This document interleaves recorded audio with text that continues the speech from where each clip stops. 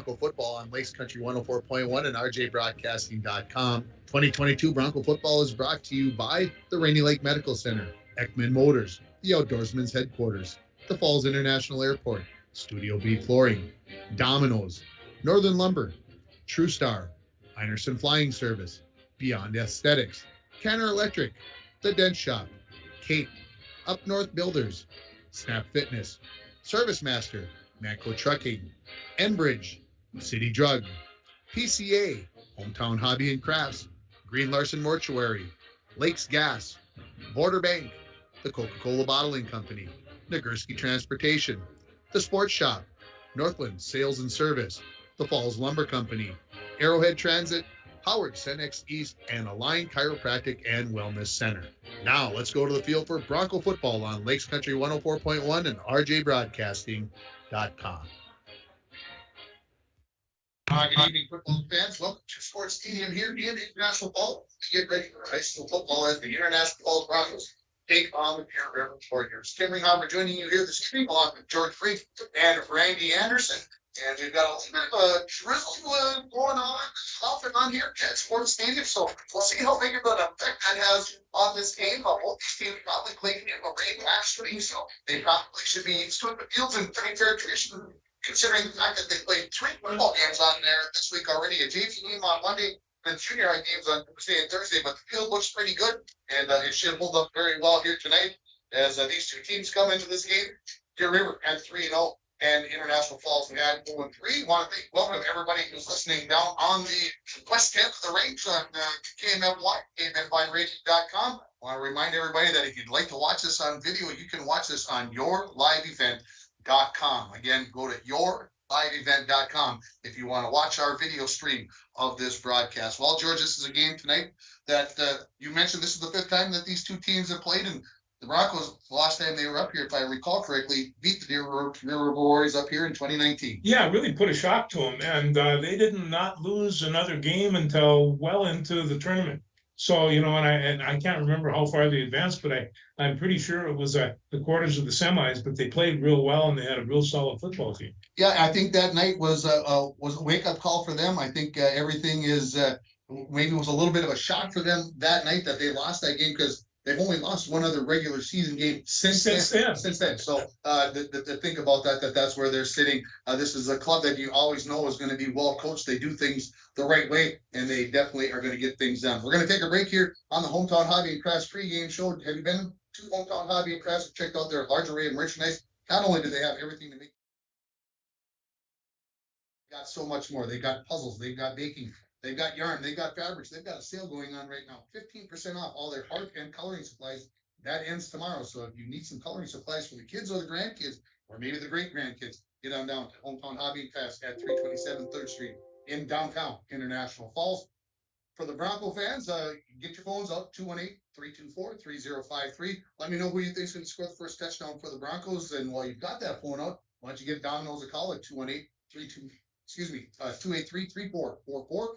Go to Domino's.com online and order your favorite pizza, chicken wings, pasta, or a sandwich.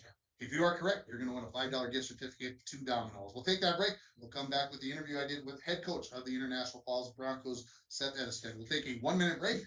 And on the other side of this, you are listening to the pregame show on KMFY 96.9 in Grand Rapids and on Lake Country 104 in the Falls.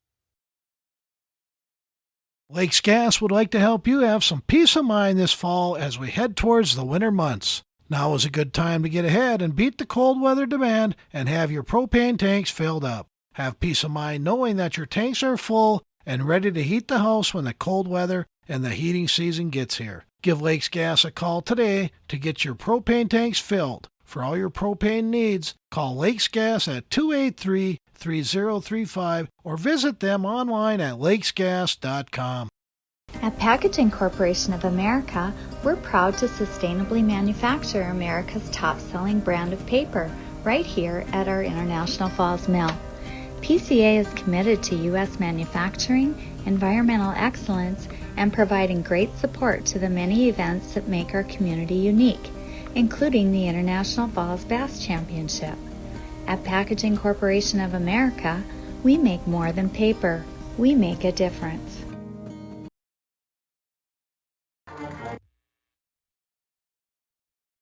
Welcome back to the pregame show. This time, one of our coaches interviewed, brought to you by Up North Builders, being joined by head coach Seth Edison. Coach, last week's 29-6 loss at Massab East. Still this interview leaving a little bitter taste in your mouth. Yeah, we've been out for Masabi ever since that 2019 section quarterfinal loss. And I've had them circled in red every year, and I hope that maybe we get to see them again in the playoffs, because I do think we're a better team, and so far just have not been playing to our potential. When you say that, maybe if you can be a little bit more specific, what are you seeing with this team that's not allowing them, or they are not doing what to you for you to say they're not playing to their potential? I would say in the first, at least against Chisholm and last week against Masabi, and maybe a little bit against Moose Lake, the opponent didn't stop the Broncos' drives. The Broncos stopped our drives. We'll do like a double motion or some nonsense, or jump off sides, or have a fumble in the first drive of the game, and then failure. Against Masabi, we started on our basketball team had been after to Trevor Winter's kid. almost Wisconsin today. And then all of a sudden we go from 10 on their 38 to 4th and 20 on our You're own. still picking me up. I can't. We had a missed block, a fumble, You shouldn't be able to pick that up. penalties, and we're setting us up for failure. So I got it turned off. It doesn't should be going through the mixer. shoot ourselves in the foot. Doesn't get any easier this week against the Deer River Warriors. Tell us what you see with this team, who's been consistently one of the top teams in Section 7A. I was looking at records. I mean, they've lost. Should be sending it over. Last time they lost a regular season game was 2020. They had one loss, and in 2018, their only regular season loss was to us. So they've only lost a couple games in the regular season in the matter of the last 4 years, if you will, 3 years, and they're very good. They're sound. They're section winners, teams, and we've had a very difficult beginning of the season. We got to just find that momentum, play to our potential, like I said, and we can compete at this level. I believe it. When I think of Deer River, I think of a team that executes very high, does a lot of good job of doing things the correct way, doing things. They've run the ball probably more than they passed it, but they've shown the ability to be able to pass it in the past. When you watch film, what type of team are they offensively this year? They're balanced. They're balanced with run and pass. Their quarterback is a threat. They also run on balance. So I hesitated when I said balanced team, because they actually do run on balance. They will break their huddle, sprint up to the line. We have only a moment or two to adjust to that shaded front where they got 4 guys on one side of the center, and they'll run the ball at you or pass the ball at you. Like I said, quarterback's a threat. They'll try to get them on the perimeter. They do have some counter plays, but what we've been seeing in film is, I'm going to say, old school blast right now, where they got a lead back out of the backfield, give it to this next halfback, and we're playing hard-nosed football. So what is the number one thing your team has to do this week to play with one of the top teams in Section 7A? We need to score. We need to score. It's okay if opponent put up 20-something points on us, 30-something points on us. We just need to score more points than them. I mean, that's how you win, right? Yeah, it would be nice if you could hold them to 7 and only have to score 14, though, right? Absolutely. If it's close and it's low game, really defensive, that's fine. But we just have to be able to answer every time we get the ball. Sounds like we could have some precipitation during tonight's game, much like we did last week, where I don't know how much it rained during the game, but the field was very wet. Did you feel like your kids handled that? And do you feel like they're prepared if the rain comes again here on Friday? Yeah, at Masabi, it was misting or that dense fog. So there's a lot of moisture on the ball and stuff. I did think we had okay protection minus drive killer. But we protected the ball. We were talking 2 hands all night. I'm not as concerned about the ball itself as getting wet as I am getting muddy. We got 4 games on the field this week between junior high and JV. I mean, that tears up the field. Now we're going to get some rain on it, and that's just what you have to deal with when you got grass. Coach, good luck. Appreciate it.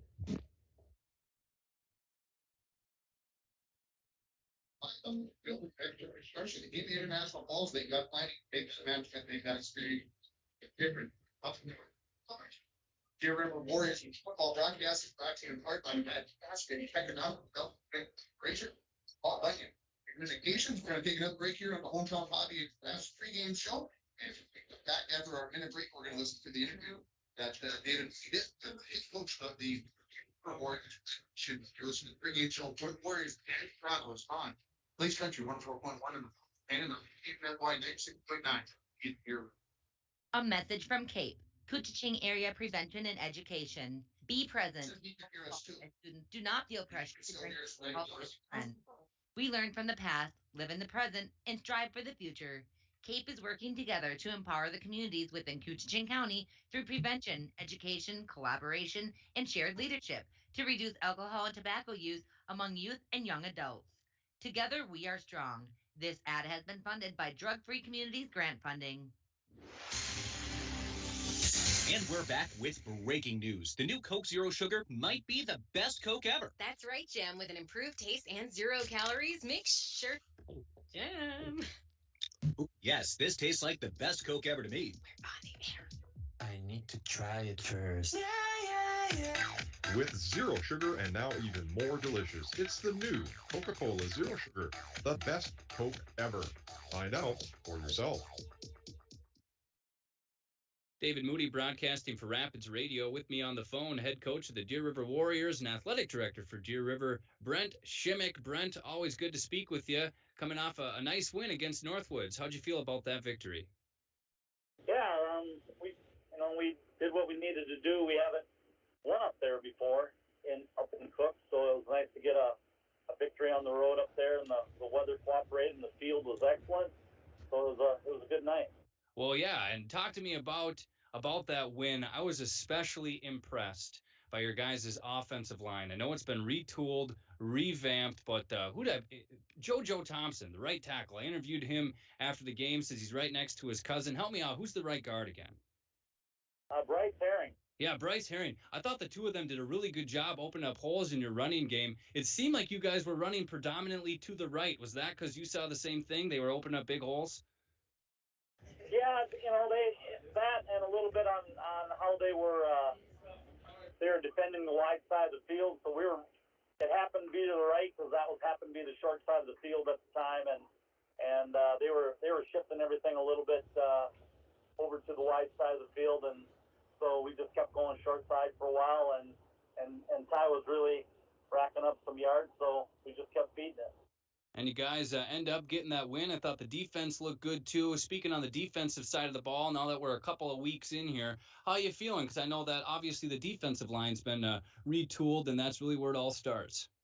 Yeah, and we had some guys step up last week that, hadn't played before up there, like Kyle Gochi, and They have their choice. been doing well in there, and Nathan came And in. I have no idea who's. I think that they're going to kick off that way. Up front, offensive and defensive line, so that really helps because it's sort of been a musical chairs up there the last 2 weeks on offense and defense.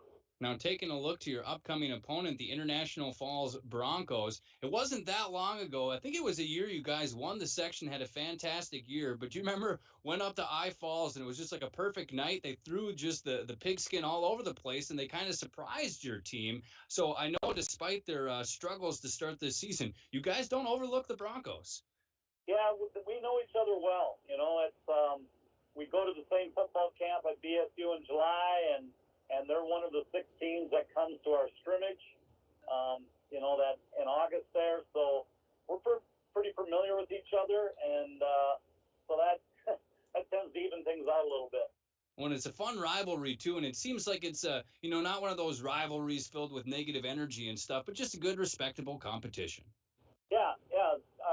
We know their staff really well, like I said, from going to camp together in July, and so and the kids get along, and it's completely different offensive schemes. They're going to be shotgun things now, and they run the ball, but they mainly do it out of gun, and we're more a traditional under center and downhill type of team.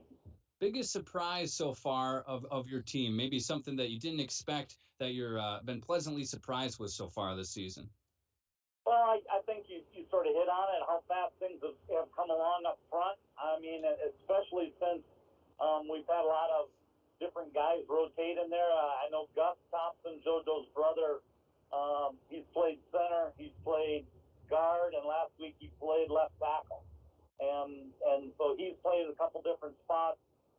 Lee Farrington came in and played a guard spot. Nate Nason's in there. Mason Olson's been in there. Thomas White was out again with a dinged up injury against Greenway. Now he was back. So we've just, Connor Vickerman's been in there. So we've rotated so many guys through, and that's usually not the case. You try to get some cohesiveness between a couple of people. They get used to making the calls together, but they, thing that surprised me, I guess, is their resilience to flip-flop positions and really work well together. I got two last things I want to bring up, and then I'll let you go for now. But I know one of your key points all the time is that turnovers. I feel like you guys have been doing a good job so far. You've had a turnover here and there, but you got to be pleased with how your team is controlling the football and not just giving it away. Yeah, we're still in the plus of turnovers. We haven't been behind yet in a game where we've had more than what we've gained. We were even last week, but we'll take that. It's just turnovers just flip the field position so much so fast, and the kids have done a really good job doing that. I think we've only had maybe 4 on the year in 3 games, so a couple interceptions and a couple fumbles. So we'll take that as long as defensively we can keep forcing them. And the other thing I wanted to bring up, where's the special teams at? I know that's an area where you've been looking to improve each week. Do you feel like that's getting better as you're coming into this game against the Broncos? I really don't know. And to tell you the truth, we haven't had a lot of opportunities. Defensively, the first game was a shutout. The second game, sort of the backup guys gave up 6 to Brown. So it's really only on kick return. It's really only been one kick a game. Last week we gave up 1, so there was 2 there. But then they were kicking it short and doing the onside thing. So we've had 1 decent return, and we got a penalty on it, which brought everything back. And sort of the same way with punts. I think Ty's only had one punt return this year, but when you sort of have a reputation for that, they haven't been giving us the ball very much or giving us an opportunity to return it yet, because they've been kicking pretty short. Once again, we've been chatting with head coach Brent Shimek of the Deer River Warriors. As always, Coach, I appreciate your time. Good luck up there in I Falls. Thank you. Head coach of the Deer River Warriors, Brent Shimek. And from that to find out builders expert construction in the international planning management and experience. We're going to take another break. We're going to come back on our game show. We're going to have the keys to the game brought to you by Rainy Lake House. You're listening to Bronco on KMF Y96.9 in Grand Rapids and on Extension 4.1 in International. Winter, summer, spring, or fall, Falls International Airport has you covered for your vacation. Whether you're looking to head to a big city or a sandy beach, Falls International Airport can help you make your connection to anywhere. With a modern terminal, free parking, free Wi-Fi, shorter line, easy baggage claim, and more, you'll be happy you booked your flight out of Falls International Airport. To schedule your vacation getaway or for more information, log on at internationalfallsairport.com. Cloudy, rain showers lately. Lows dip down to about 49. Winds out of the south, 5 to 10 miles per hour. Chance for isolated rain showers again tomorrow. Overcast skies. Chance for scattered rain showers tomorrow night, 47, overcast. I'm meteorologist Jennifer Wojcicki from the Weatherology Weather Center on K104. Currently, it's 54. High school fans, falling and getting up is one of many lessons students learn when they participate in high school activities. It takes courage to show up and perform knowing that mistakes will occur. A missed shot, a bad pass. Mistakes are part of the game. Teaching young people is a valuable lesson in picking themselves up and starting over again. This message has been brought to you by the Minnesota State High School League.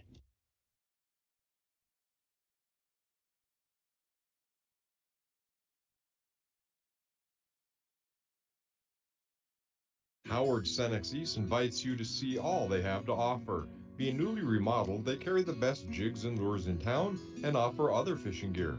They have Canadian bakery bread, Wisconsin's best meat and cheese sticks, and other healthy snacks.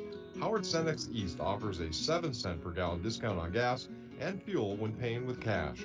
Hours are Monday through Saturday, 6 a.m. to 8 p.m., closed on Sunday. They are currently taking applications for employment.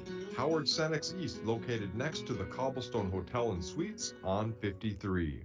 My name is Jared, born and raised in Minnesota, and I'm a project director at Enbridge. Enbridge is more than a pipeline company. It's a company participating in renewable energy projects in Minnesota and abroad, and I'm really proud to be working here. We believe a cleaner energy future is achievable. For over 20 years, we've been early adopters of renewable energy, and we're proudly committed to net zero emissions by 2050. To hear more from Jared, visit enbridge.com/Jared. That's Jerrid. I can't believe you found them. He seems sorry.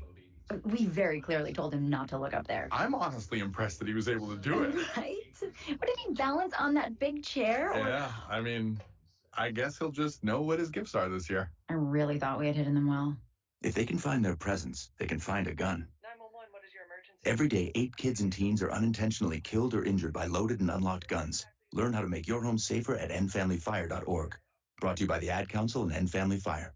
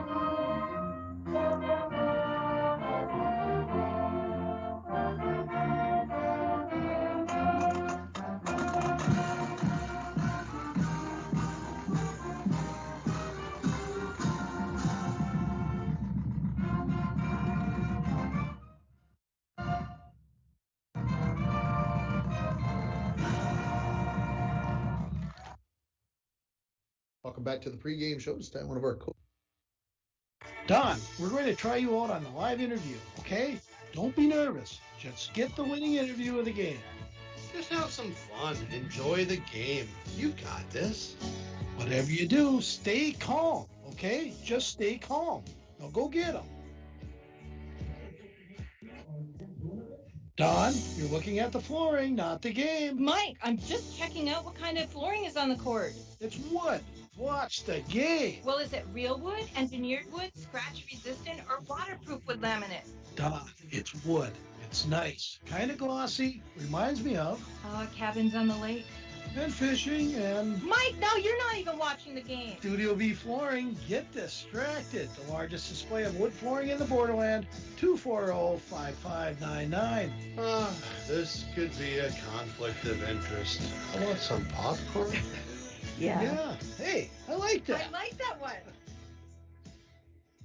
Hi, this is Tony Skipstrom, Consumer Loan Officer at Border Bank. Finding the right vehicle can be challenging these days, but finding a competitive loan rate is a breeze at Border Bank. If you are in the market to purchase a new or used vehicle, take the stress out of the car buying process. Stop in and visit with me to explore what amount and interest rate you would be qualified for. We're Border Bank, your consumer loan headquarters for new wheels. Member FDIC. Rainy Lake Medical Center is proud to offer local athletes a robust sports medicine program that includes comprehensive rehabilitation for athletic injuries, post-surgical rehab, and return to sports guidance. Rainy Lake Medical Center's advanced concussion management program offers additional protection and peace of mind to athletes and parents. For more information, call Rainy Lake Medical Center Therapy and Wellness Department at 283-5420. Good luck, athletes, on a successful year from Rainy Lake Medical Center. Hi, this is Sam, And Megan Cassable. new owners of Falls Lumber Company. We invite you to stop in Monday through Friday between 7:30 a.m. to 5 p.m. and Saturdays from 8 a.m. to noon for all your building and remodeling needs. We look forward to serving the borderland and surrounding areas with the best service and products in the lumber industry. From paints and stains to fireplaces and decking, Falls Lumber Company has you covered. Falls Lumber Company, 201 4th Street in the Falls. For the exciting, the unexpected, and everything in between, TrueStar has a loan for that. Hi, I'm Amy Carew, consumer lender at TrueStar Federal Credit Union. Are you looking to consolidate your bills, purchase a new vehicle, or are you ready to take the vacation of your dreams? We want to help make this happen for you. Apply online at TrueStarFCU.com. Call or stop by and see me in person. We'll work together to find the best option to fit your budget. TrueStar, where banking is brighter, federally insured by NCUA. City Drug, your community health mart pharmacy, invites you in to check out the Chatham Green Pans. The new Green Pan features a metal utensil safe, non-stick ceramic coating. Several size options are available so you can customize your collection to suit your exact needs. The cookware you use affects every meal you make. Green Pan believes there's a better way to cook, and their healthy ceramic non-stick proves it. That's why they say healthy cooking starts with Green Pan. City Drug Health Mart, taking the time to listen and care. Employees at Packaging Corporation of America have been producing quality paper for over a century. We understand our responsibility to the community, and we're honored to support the many needs and events occurring in the borderland.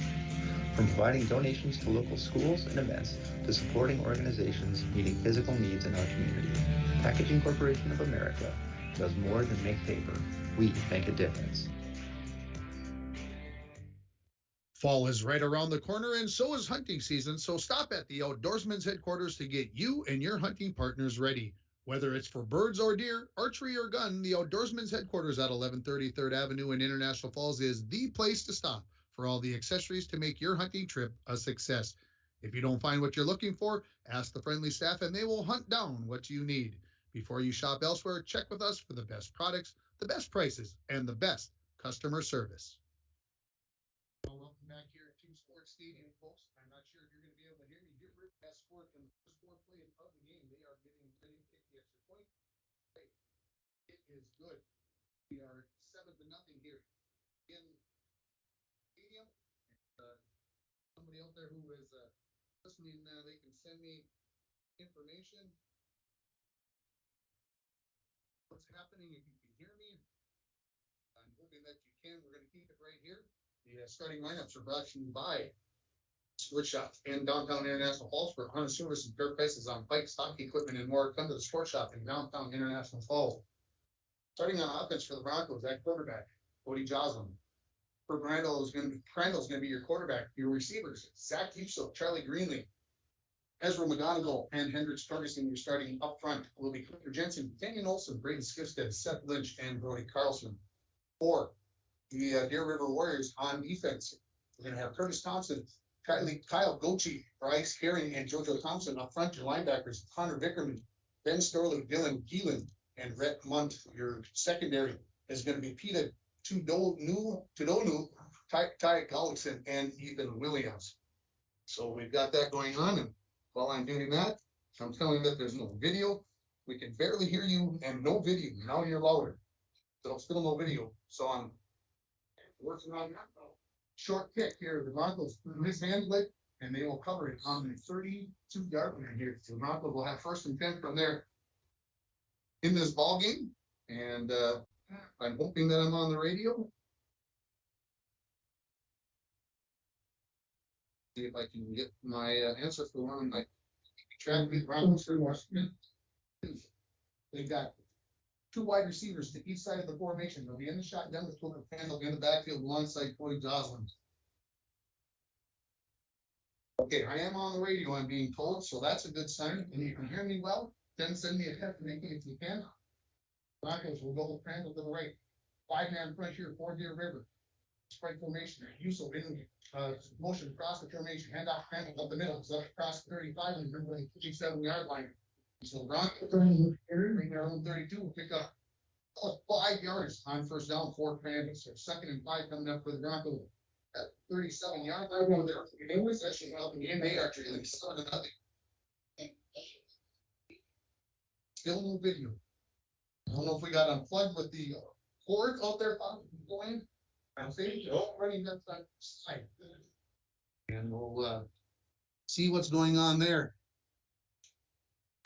We're broadcasting. We're broadcasting. Crandall. To the right of Joslin. Push useful motion again across the formation to the far side of the field. Crandall up off tackle. Looking for room. He's got ranks tackle 40, 45. And taking up the game 10 yards now. Broncos down. And his first defense for the Broncos at their own 47-yard line. Looks like we have that one signal now. Like I just swing out my guy down in here.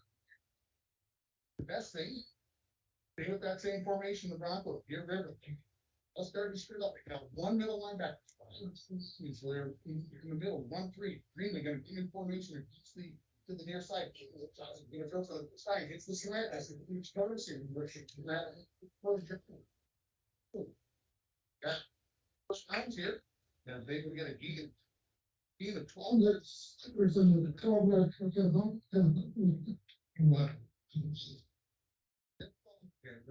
them. 7 yards. Now, upwards, PCA scoreboard. Broncos will go with 3 wide receivers on the far side of the field. The ball near the far half as they go right to left here.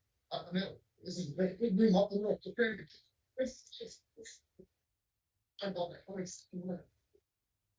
Asking penalty. They go on with that. It's gain of 15 yards for Crandall, and I think it's going to be 15 more right on here for the after the play. Well, 13 more because the ball's going to be on about the 26-yard line.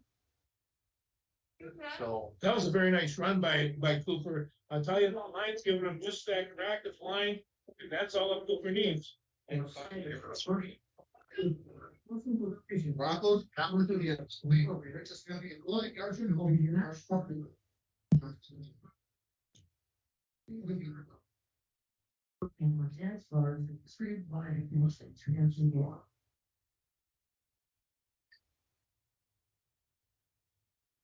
Get rid of open this game with a 4-play drive that went 55 yards, big pass play to Brett Monk, tight end.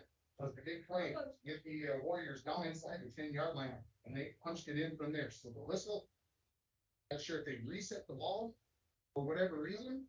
You have a little sprinkle going on here at Sports Stadium, as the lights have taken full effect here. 3 wide receivers to the right-hand side of the formation for the Broncos. Near side, Ezra McGonagall, singled up on the near side of the field. It's going to be Crandall up the middle. Brings one tackle, runs into Brett Monk on 17, pulls forward. The 16-yard line. We're going to get on here and play some 4 yards going on the field. 6 with the Broncos. I think we're going to 17-yard line.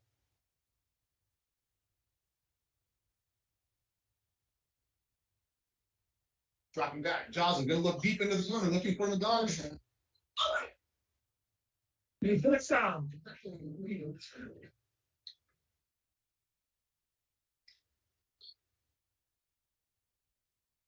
6.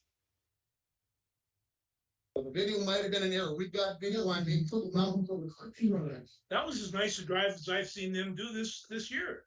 That was a dandy play, a dandy drive there. That's brought to you by Gursky Transportation, moving your product safe and fast. And Gursky Transportation is always online. New professional drivers who join their team. Call Kevin at 218-689-2064. And Butters,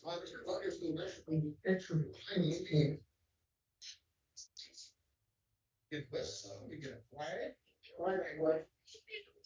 Shared towards Deer River. So I'm not exactly sure, folks, what's happening. Again, I appreciate all the text messages. When they talk over the speaker, you wake up and I can't hear you. Okay, thank you for that text. All right, we appreciate it. I am standing outside a little bit because I'm going to turn the lights off, George, so I can see a little bit better. Now, after the penalty, the Broncos are going to go for the 2-point conversion here now that they moved it up a wee bit closer. And this is going to be a quarterback sneak for Hayden Swenson. And is he across? Yes, he is. See it.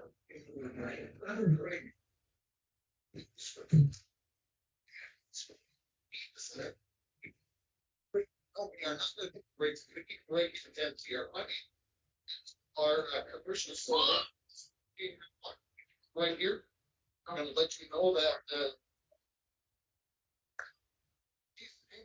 like Rainy Lake Golf Course, it's paid down to Minnesota up here. It's in Rainy Lake. It's where the highways and ancient waterways begin. We offer amazing Minnesota vacations on Rainy Lake. 554-9186. So looks like we're getting back to where we need to be. That's a good sign. And well, talk about one of the keys to the win. The coach said that they had to score, and they marched right down the field on that and picked up a couple of penalties. But and that was like a Bronco march of gold. It was great fun. A 2-point run against the Broncos, the lead here. So are they ready to kick off here? This is going to be number 15. Cody Joslin will kick it off. He puts the ball into the air. It's going to come down about the 16 there, where it's going to be picked up by the Warriors. Comes looking to gain ground to the left-hand side there. That is tight. Gullickson, he breaks the tackle. I'll come back on the other way. Goes all the way back. So but he's going to be across the 45-yard line. What a great return there for Ty Gullickson, as the ball is going to be set at the 40-yard from the 6-yard line for Indian River. So on the same place they started their first drive, they are going to come back and start right at about the same spot. That's going to be a 30-yard return. Gullickson there. So down your turnovers to start right now. Ball game. Once again, our sponsor is Shannon. The match parts here important for well. New battery still one day. Not a lot of International Falls. Split in the backfield under center. Biz Ryder. He barks out the orders. Fakes it, crossbar. Yeah, the crossbar. Cody Joslin is going to get a trust. So there, handoff is going to go to Gullickson. He's going to be into Bronco territory. He's going to pick up 5 yards on that first play. So they like that crossbar. Joslin also on the tackle for the Broncos. 5 yards for the others. They play their 2 linebackers. Cooper Jensen making his first start at linebacker on the interior, and Zach Uso making a start at corner on the near side. And Jake Olsen, who had an injury last week. This is going to be Ryder. He's up the middle. They missed the handoff. It's going to go a couple of yards, and it's going to be there that is going to come up with the tackle for us. On that play, it's going to be a loss with 3rd and 6 for the Deer River Warriors. Just across the midfield here, and that was number 7. Right, that's 7. You 7. That's for Randy. Are you with us down there, Randy? As I make you are finally after all of a sudden I got your microphone turned to stress up here. Slip back to the backfield. Deer River, 2 tight ends. They've got a little start. Gullickson gets the hand up. We're shutting at the Boston 39 yards. We got the 39-yard line. They're making changes in personnel, so it looks like we're going to get a punt here. Finding back to receive the punt. Brandon going to guarding the there is number 11. That's he's lining up punt, standing on his own 38-yard line. Snap ready here. This 4th and 5. Kick is away. It's a good one. Brandon, you'll let that bounce, and he made a wide choice for the 11 underneath. It's going to come dead. The 11-yard line, so it's going to be a punt of 38 yards. And the Broncos will take over 1st and 10 from their own 11-yard line. They come in 3-0. Georgia giving up 7. I need a good defensive play, and if they can shut down that running attack, and you can see that it's a 3-pronged type affair for Deer River, and they seem to shut it down pretty good. Gullickson's he's a tough kid. For the punt, the Broncos will start 1st and 10 from their 11. And will come up here. They've got 2 running backs in the backfield. In the backfield, coach is still running through the plays. 1 call here now. See what they're going to go back here. Running back on each side of Joslin. He's going to shotgun. Sean Long. Base snap. Going to be 2 ground. It's going to outside. 10, 15. Breaks the tackle there, and you're going to fight. Just a hit. Down. So this play brought to you by Arrowhead Transit. Call 1-800-862-0175. Option 5 for a ride. And what the call is, you would think that it would be on the Broncos here. Still no signal from the official. Happy to have you on here in Lake Country. Again, hopefully you're hearing us well here as we work through our technical difficulties. It is a holding call on the Broncos, so it'll be a 5-yard penalty on the Broncos. Put the ball back.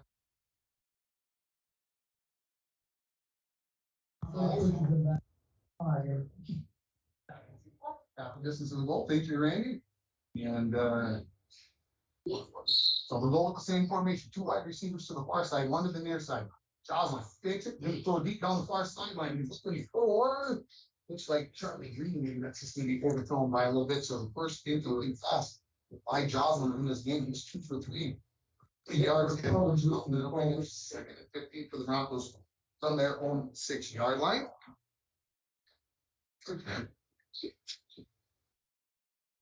Now the Broncos will go back with their 2 wide receiver look on each side as Parker Olsen comes out of the game. Zach Uso re-enters. Second and 15. Big play here for the Broncos from their own 6-yard line. Just find a way to get some yardage back here after that 5-yard penalty. On first down, Crandall the running back to the left of Johnson. In motion now, Greenlee across the formations to the near side. Here goes back the other way, finds some room, breaks 1 tackle, and then he took a yard line. Looks like it picked up exactly 4 yards on the plate. 3rd and 11 now for the Broncos from their own 10-yard line. I-45 remaining in the first quarter, and counting. Broncos lead it 8-7. You're now out of touch. Yes, but what?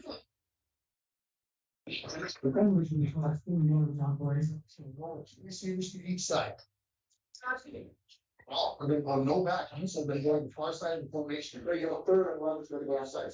Seems to the inside, 2 to the near side. Johnson all running back here with shotgun snap coming from Skipson. And looks like they got a 5-yard penalty. However, jump. It's sliding to those 11 yards back. Now they'll be on the 15-yard line, 3rd and 6. That was going to possibly happen, folks, as we go through the day. So they'll move the ball up 5 yards.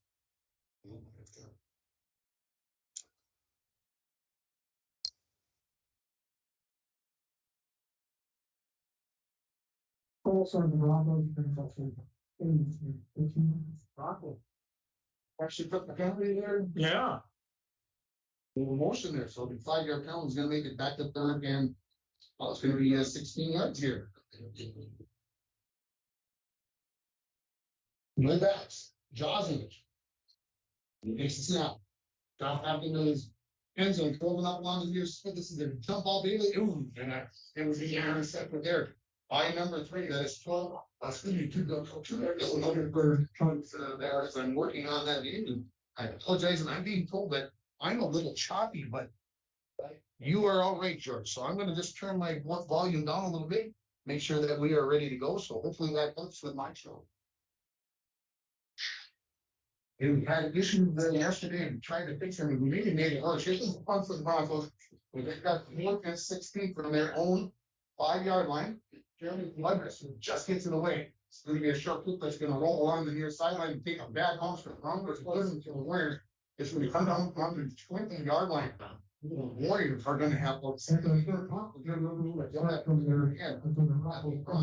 20-yard line. And I'm hoping Big John back at the PMFY that has made a difference. He can let you know if that's the case. 4:46 remaining here in the first quarter.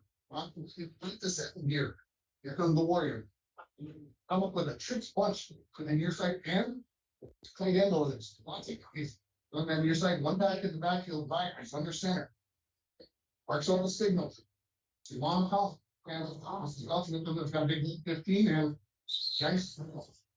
There, Cody Johnson. Cody plays at that defensive end pretty tight there. He's looking good. He can come across the line real quick, and as they say, he can cause some harassment. So 2nd and 5 coming up for the Warriors at the Bronco 15-yard line. The Warriors break the huddle. I'll go with that shoots punch formation to the top side of the formation. Get one from zone 7. 2nd and 5. Now, going no back. Tight end, then ball wide open in the end zone. You got to receive it there. He catches that 2 yard line. Ethan Williams, touchdown catch. Michael out of that stretch formation. He did the side right. Put that on the side with everybody. And he ends up in the end zone. It's a 15-yard touchdown pass from Ryer to Ethan Williams. And the Deer River Warriors regain the lead at 13 to 8. 3:57 remaining. Deer River, you're going to get a handoff here, trying to block the left-hand stick. And into the end zone for the 2-point conversion is going to be Storley in the run. And so the lead now for the Warriors is at 15-8. We're going to take a 30-second timeout. We'll come back with more. You are listening to Warrior and Bronco Football on 96.9 in Grand Rapids and on Lakes Country 104.1 in the Falls.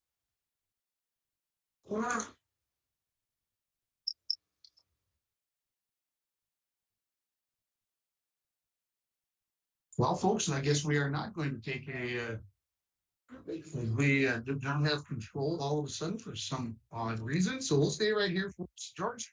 Tell them about that short drive that the Deer River Warriors went on. Well, they started at their 20-yard line, and and they get 2 good runs. I noticed that they put that Ben Starley in. He's had 2-point touchdowns. So anytime that you need a short yardage, Starley's going to pick it up for you. And Gullickson's just running hard. And the one play that he had, he's getting some gapping hold, but they're filling in real quick. Offensive ends are coming crashing down and playing like they've been taught. And so we'll see where it goes from here. Kickoff coming from the Warriors. So he caught at the 20-yard line. So for a knee down, unfortunately. And the Bronco will take over right there at the 20-yard line. As that's unfortunately. There wasn't a yellow helmet within 20 yards of him. And that's a no-no. Oh man, boy, we were clear before, but hopefully we're better now. I appreciate everybody's advice on fixing this and doing we again. We better here. I'll try to maintain a little calm tones here. Under 4 minutes remaining. You remember leaving 15-8 in motion comes Greenlee to the near side. Swinging now. They throw the slant. By McGonigal at the by Ferguson at the 25-yard line. He's going to get to the 26-yard line. So the Broncos pick up 6 yards on first down. Ferguson with a second after jump coming over 4 yards. 6-yard line. 3:35 counting. 15-8. Deer River and that scoreboard. Trigger seems to the near side. It's like no. Motion on the back of the fan, 8 foot a little bit cold, they don't by the far side. Looking for Ferguson anymore. I could have taken a couple of deep shots here, George. Yeah, but they're overthrowing them quite a bit. I'd like to, they were getting some success with some of those slant patterns and across the middle type stuff. I'd like to see them go back to that to a little bit before they start launching them like that. So the Broncos will have 3rd and 4 coming up here with this next play. Very crucial play here in this game is Deer River has scored twice. The Broncos just once thus far. They stay with 3 wide receivers to the near side. Torgerson all alone on the far side. They got a free safety, Deer River, that is 20 yards off of the ball. They're expecting something in the air here on 3rd and 4. It's going to be handoff to Crandall. He's met at the line of scrimmage by Muntz. And who's that on the ground? That is 21. That is Gullickson. That is Storley that were there. That's going to be no game. Yeah, that was a wrestler's throw, that tackle. They just picked him up and put him down. So 4th and 4 coming up for the Broncos. The Broncos are going for this. They are not in punt formation here. They're going to bring Butters to the sideline. So the Broncos are going for it here. They're going for it. Decision early in this game. Down just a touchdown out of the Broncos. Maybe they're going to try to get him to jump on. Yeah, that's all they were doing there. That's exactly what they were trying to do. They take the time out here. This play was brought to you by Service Master of International Falls for a home that is professionally cleaned all year round. Call Service Master at 218-283-4475. Todd and Gretchen will take very good care of you. We are going to take a 30-second timeout. We'll be right back. New vehicles coming in at Ekman GM of International Falls. The sun is shining on this new 2022 GMC Sierra 1500 4-wheel drive SLT. MSRP $61,910, sale price $65,770. And this new 2022 GMC Sierra 1500 4-wheel drive, price to move at $59,435. GMC, we are professional grade. GMC, locally owned, community first. Find out more at EckmanIFalls.com. In International Fall Sports Stadium, 2:40 remaining in the first quarter. Columbus got a 15-8. They are going to have to come out not after trying to get the Warriors to drink off. Third and ended budget staying back there. That is a lot. Skins getting ready to put the snap. Back deep. Wallison ready to run off the runs. Kick is away. So he landed at the 45-yard line, taking one this time into Deer territory. It was going to get at the 44-yard line. It's going to be a 30 yards. The Warriors will get the ball for the fourth time in this game, and they will start again with decent field position as they will be at their own 44-yard line. Yeah, not as decent as the last time. We'll take this. Yeah, we will definitely take this. So Broncos defense now here. The linebackers in front of the person and Cooper Jensen, your secondary is Filippo Madonigal, Hendrik Storkson, and Zach Newsom. The Warriors will come up a flanker and split in a pro formation here. They are actually going to be unbalanced in this formation. They've got their T backfield turning around. This is going to be a rollout off the play action pass, wide open in the flat. This is number 82. He catches right there. That's Hemphill. He's going to have enough for the first down, and he's going to be tackled there by Ezra McGonigal, but not before the Deer River Warriors pick up a first down. They'll put the ball out of bounds at the 42-yard line. 14 yards for a first down for the Warriors. That's over the 32-yard line, 2:20 remaining here in the first quarter. And River will come back with that bunch formation. It makes it very difficult for the Broncos. Shotgun here, 4 wires. Takes a snap. Rolls back. Now it's under pressure by Johnson. This straight right goes on the run. And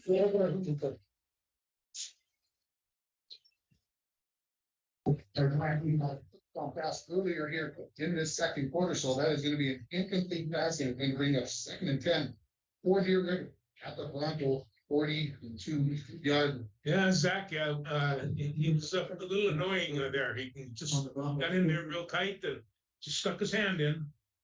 All you need to do is the Warriors now are going to go 2 wide receivers. It's a lot like a Bronco formation, except they're in the pistol. Fake the handoff, throw the flat to one. Coming up, try to break down, miss the tackle, but he gets some help from Jaws and Andrew Yuso also there to help make that tackle for the Broncos. I think a little bit of a bubble screen there came over on the side. It's going to be a gain of 3. It's going to bring up 3rd and 7. For the Warriors at the Bronco 39-yard line. You would think that this is 4 down territory for the Warriors. A couple of quick score updates. Moose Lake Little River leading 6-0 after the first quarter. And Southbridge is tied with Cromwell at 0. Wasabi East leading GNK 6-0 after the first quarter. Wire drops back to pass. He rolls to his right. Throws in the flat to Munt, and it's going to be incomplete. He tried to slide down there beneath that catch. Came up empty. So bring up 4th and 7 and look like here comes the punting formation for the Deer River Warriors. We've got a minute 20 remaining in this first quarter. Broncos trailing at 15-8 on your Young Auto Parts and PCA scoreboard. See if the Warriors are going to maybe try a fake here. I'm not convinced that they're going to punt it away, guy. Yeah, I'm not. They're going to punt this. The punt that George said. Yeah. Snap is a good one. It's dandy. Kick is away. It's going to be Crandall catching it at about the 15-yard line. It's going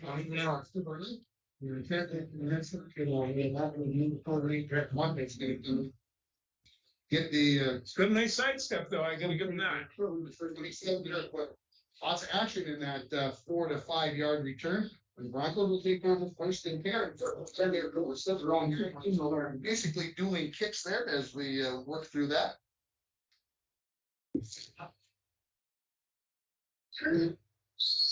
You'll go 3 wide receivers to the far side. Ball's on the near half. Right left in this first quarter. We've got just over a minute needed. Crandall in the back end with Johnson. Catches it out of the back of the block. Yeah, it's in at 20. 25, right to the outside. Now it's a race, and it's going to be even more. It's out good. They go the distance, but that is going to be a gain of 19 yards on the I like it when you get to the edge. 1st and 10 for the Broncos. at their own 36-yard line, exactly on the remaining is stop to move the chains.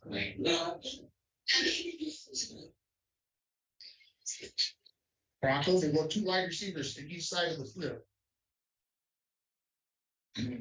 Motion from Crandall all into the flat. This is going to be Johnson right up the nuts. Got some room for it. Jumps in. Like a maybe throw to his feeling great. They said he decided to head down and get what I did. Johnson's going to pick up 6 yards. Let's see which official they look at. He goes to the far side, so I think Johnson will get an extra yard there. We'll call it 2nd and 3 coming up after the 7-yard gain. Broncos will go 3 wide receivers to the near side. Ball on the far hash. A break coming up here. Last play after this play with under 20 seconds now.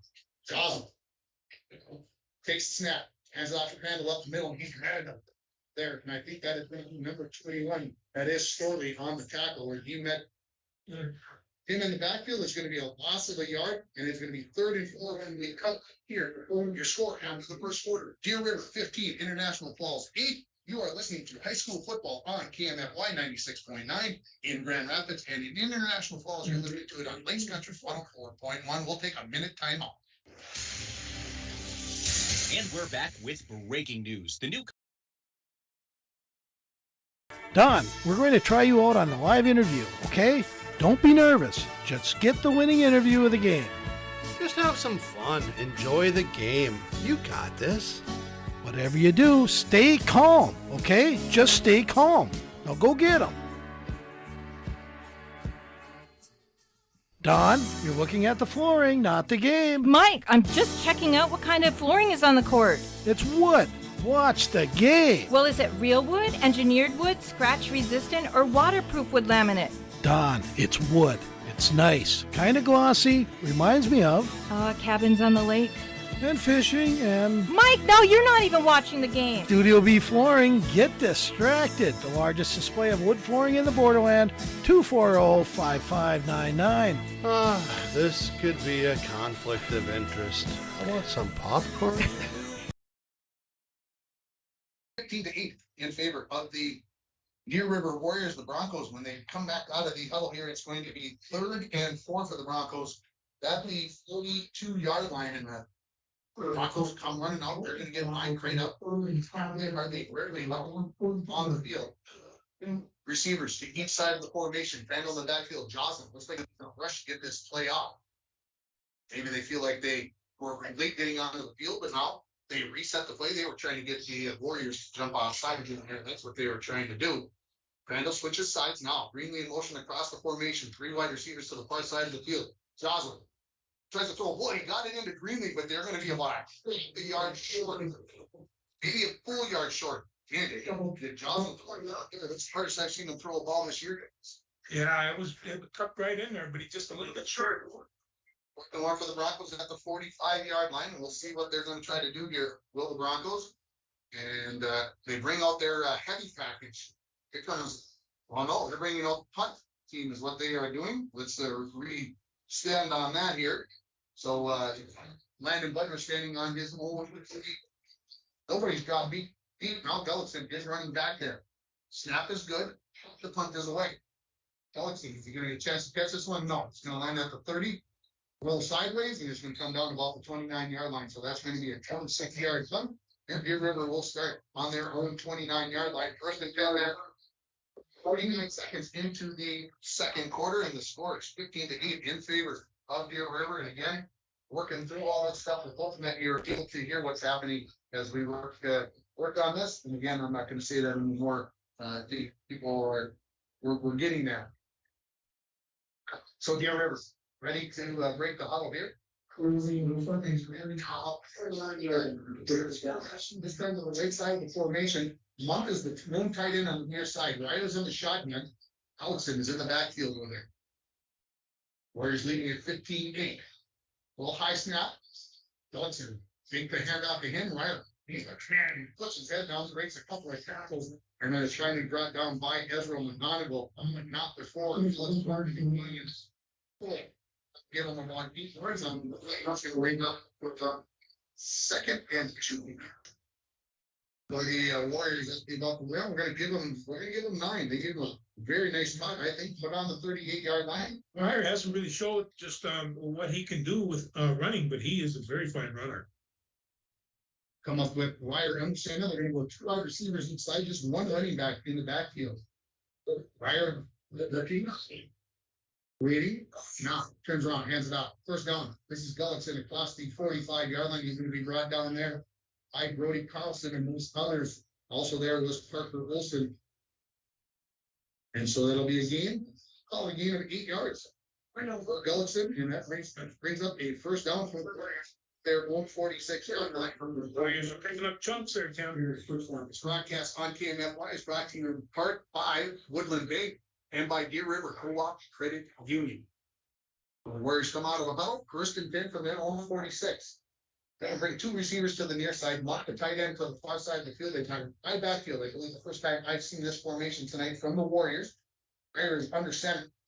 Turns her off and hand this off. This is Gullickson breaking back. It's 50. 40. Down the far sideline 40, and he's going to be brought down there by Henrik Storgerson. But now for another first down for the Warriors. He's going to get down to the 39-yard line. It's called a gain of 15 yards for Gullickson. That was just great vision there by Gullickson as he was going to his left. And then cut back into the right and look it to the outside. And so took the ball on the 39-yard line here, and it's first and 10. When they come out in that I formation, as the tailback's the one that's going to get the ball. I've watched it for 2 days now. He's the only one that does. High backfield, same formation again. George is telling me, hey, watch out for Gullickson. If he's going to get that ball here, we'll see if that is the case. Right, long count. It's going to be a counter. This is Gullickson going out the far side.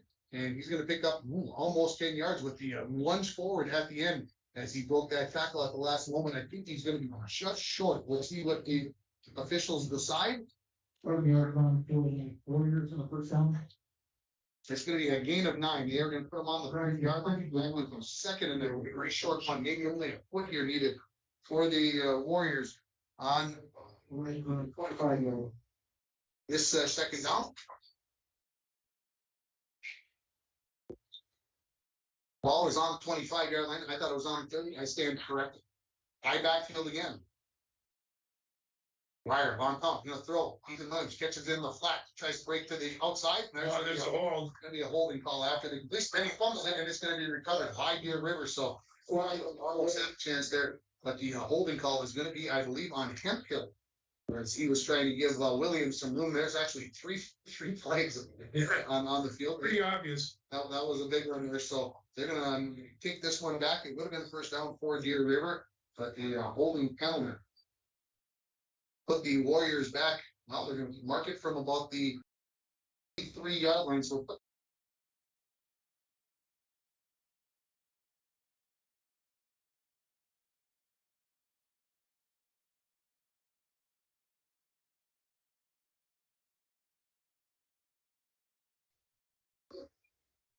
so now Deer River will come up with the same formation, except they flip-flop. We'll put the receivers to the far side of the field, all on the near hash, that high backfield. Gullickson behind Storley, the fullback. Fire, long count again, as he has done most of the game. This is going to be play action. Throw it in the flat and catching it there, but Cooper Crandall is right there to come up with the tackle, and that is going to be to, I believe, 82. That is going to be the tackle for the far side. That was supposed to get picked up. Got Crandall like just a brief second. If he'd have made the cut down that a little bit sooner, it's going to bring up a third down here now for the Warriors. They're going to put the ball on the 29-yard line, so that was a gain of 4 yards on the play. The rain is getting heavier. Is that that's what you're saying? The mist. The mist. Where's the rain? 2 wide receivers each side. 1 running back in the backfield. Wire is under shedding. 3rd and 5 is a handoff to Gullickson right up the middle. This is power football right at you. He's got a first down and more. He was hit by Jorgensen, and then finishing him off is going to be Cooper Crandall again, but not before. It's a gain of 14 yards for the Warriors, and now they have 1st and 10 in the red zone at the Bronco 15-yard line. 7.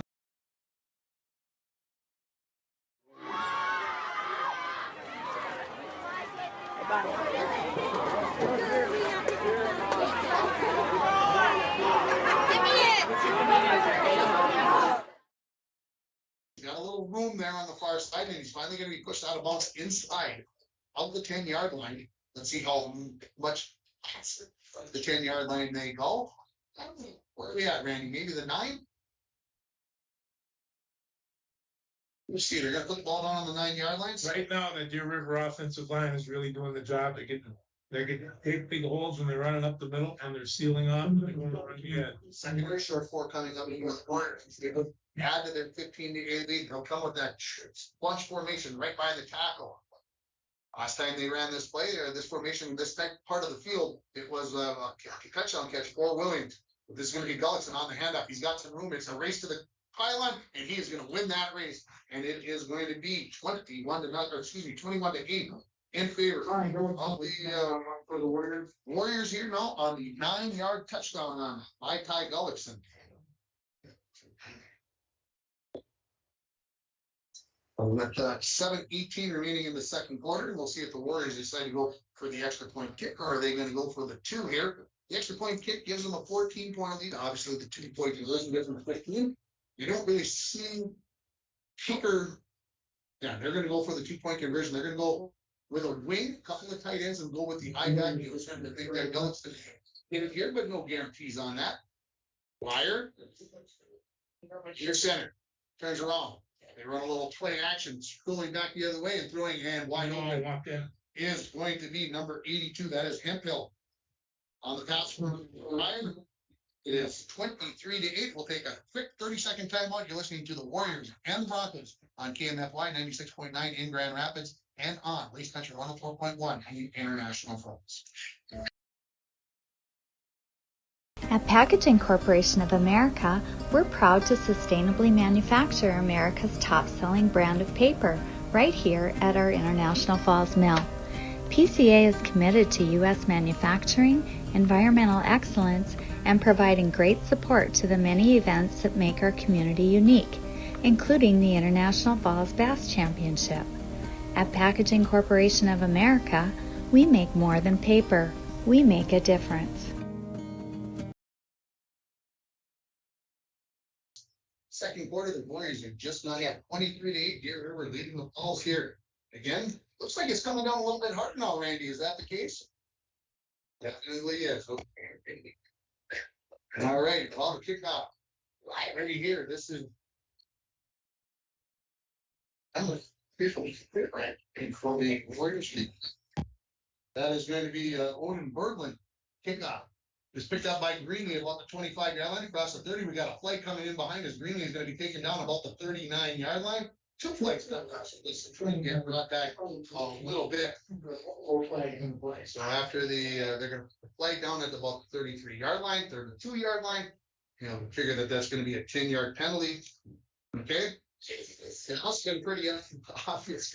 Everybody saw it because the referee quickly threw that flag about 15 yards. This flag is brought to you by Arrowhead Transit. 862-0175, option 5 for a ride in International Falls. No, this is going against Deer River. This is a penalty against Deer River. So let's add 15 on. There's that 10 yards off the end of the run. So they're first and 10.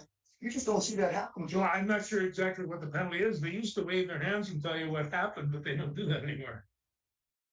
So the Broncos will start first and 10, as I mentioned, from their own 49-yard line. 7:09 remaining here in the second quarter. Broncos trailing at 23 to 8. 2 wide receivers each side. The ball is on the near hash, so the Broncos go left to right in this second quarter. Motion by Greenlee across the formation. High snap, but now handed off to Greenlee, or excuse me, to Campbell. You know, he's going to get it past the 50. They're giving a lead of 2 yards on the play. From 149 to the other 49-yard line. Grand Rapids 42 hitting nothing in the second quarter. It's good to hear that we are sounding better down on the range. I appreciate the message there, Big John. Broncos 2nd and 8. Stay with that same formation. Crandall to the left of the shotgun quarterback. Cody Johnson. His name's too puzzled. Can you tell I don't? This stress. If you're going to settle down here and take care of business, you're trading this game. Now in motion.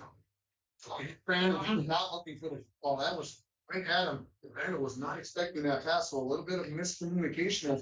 If Crandall looks for that ball, I think he catches it and he's got some blocking And lucky that because he lost sight of it and never even caught sight of it. That could have been picked off, and there was nothing stopping the other direction. Make sure you stay tuned for the Dead Shop halftime report. We'll also have a Green Marks and Mortuary Where Are They Not segment, and familiar name on the time here with the Where Are They Not. So stay tuned for that.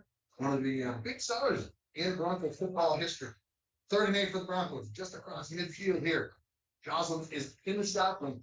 2 wide receivers inside. He takes the drop.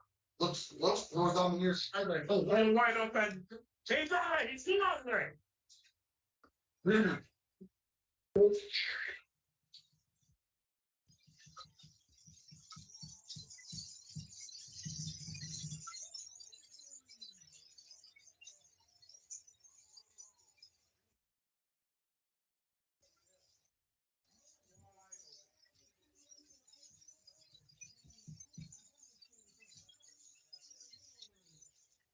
Oh, what is happening?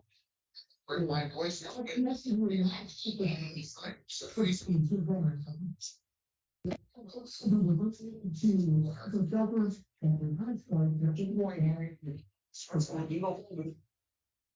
9-yard line, it'll be the extra point kick here. It's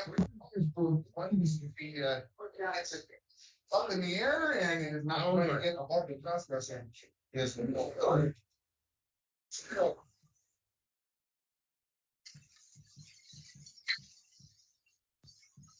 Don, we're going to try you out on the live interview, okay? Don't be nervous. Just get the winning interview of the game. Just have some fun. Enjoy the game. You got this. Whatever you do, stay calm, okay? Just stay calm. Now go get them. Don, you're looking at the flooring, not the game. Mike, I'm just checking out what kind of flooring is on the court. It's wood. Watch the game. Well, is it real wood, engineered wood, scratch resistant, or waterproof wood laminate? Don, it's wood. It's nice. Kind of glossy. Reminds me of cabins on the lake. And fishing and... Mike, now you're not even watching the game. Studio B Flooring. Get distracted. The largest display of wood flooring in the borderland. 240-5599. This could be a conflict of interest. I want some popcorn. Yeah. Hey, I like that. I like that one. I'm going to kick it out. Ball is in the air. Going to come down that corner. Here, look. Those two. Hit his hands and he was 15-yard line. So fortunate that ball getting into the ramp here in the conditions. This will be your Warriors. I think this will be their course field position. And so hopefully we are back. Definitely is here. Here over first for 10 from their whole 15-yard line. The Broncos 3 plays, 51-yard drive, 49-yard discount. Charlie Greenlee. And 6:09 now remaining half. Warriors come up. This is to the near side. That feels hot. No, it's down. Fire. Long count again. Off the right hand side where they've had success and Belton's fine, so he breaks a couple of tackles. He gets up near a first down. He come working at the 24-yard line. It'll be a gain of 9 yards there. On first down there, so 2nd and 1 for the River to stay 124-yard line. That touchdown pass, we'll bring that to you from Northern Lumber. Free estimates, delivery to your work site, and paid action. Northern Lumber, everything to build anything, locate on highway, should be free. That's 307th Street and International Falls. Trips for the first time to the first family ones to the one. Excuse me, not shotgun in the center. There's a lot of one down in the backfield. 2nd and 1. So develops it, but every time going very easy, and that's that's perfect tackle, but not to get to the first down. He was brought down in the backfield there. It's Joslin, but he drove back. So, see, yard line, you follow the gain of 4. And it's 1st and 10 for Deer River. At least 1 yard line. 9:15 in county remaining in the 2nd quarter. 23-14 Deer River leading International Falls here. Winding up the other part of 10-15 school. 2 wide receivers inside. 1 running back in the backfield. And it off to Gulch. 30 and the Jensen will bring him down near the 35-yard line. And matter of fact, they are going to say right on the 35-yard line. Cooper Jensen, a freshman, making his first start at the linebacker position. That can cover it. You can make it a real team again about this.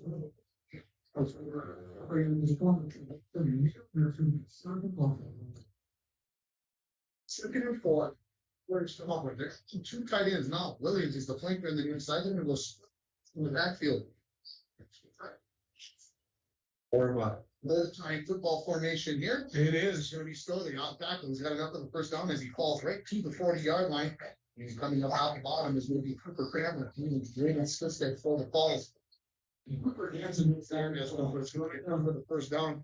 There's going to be 5.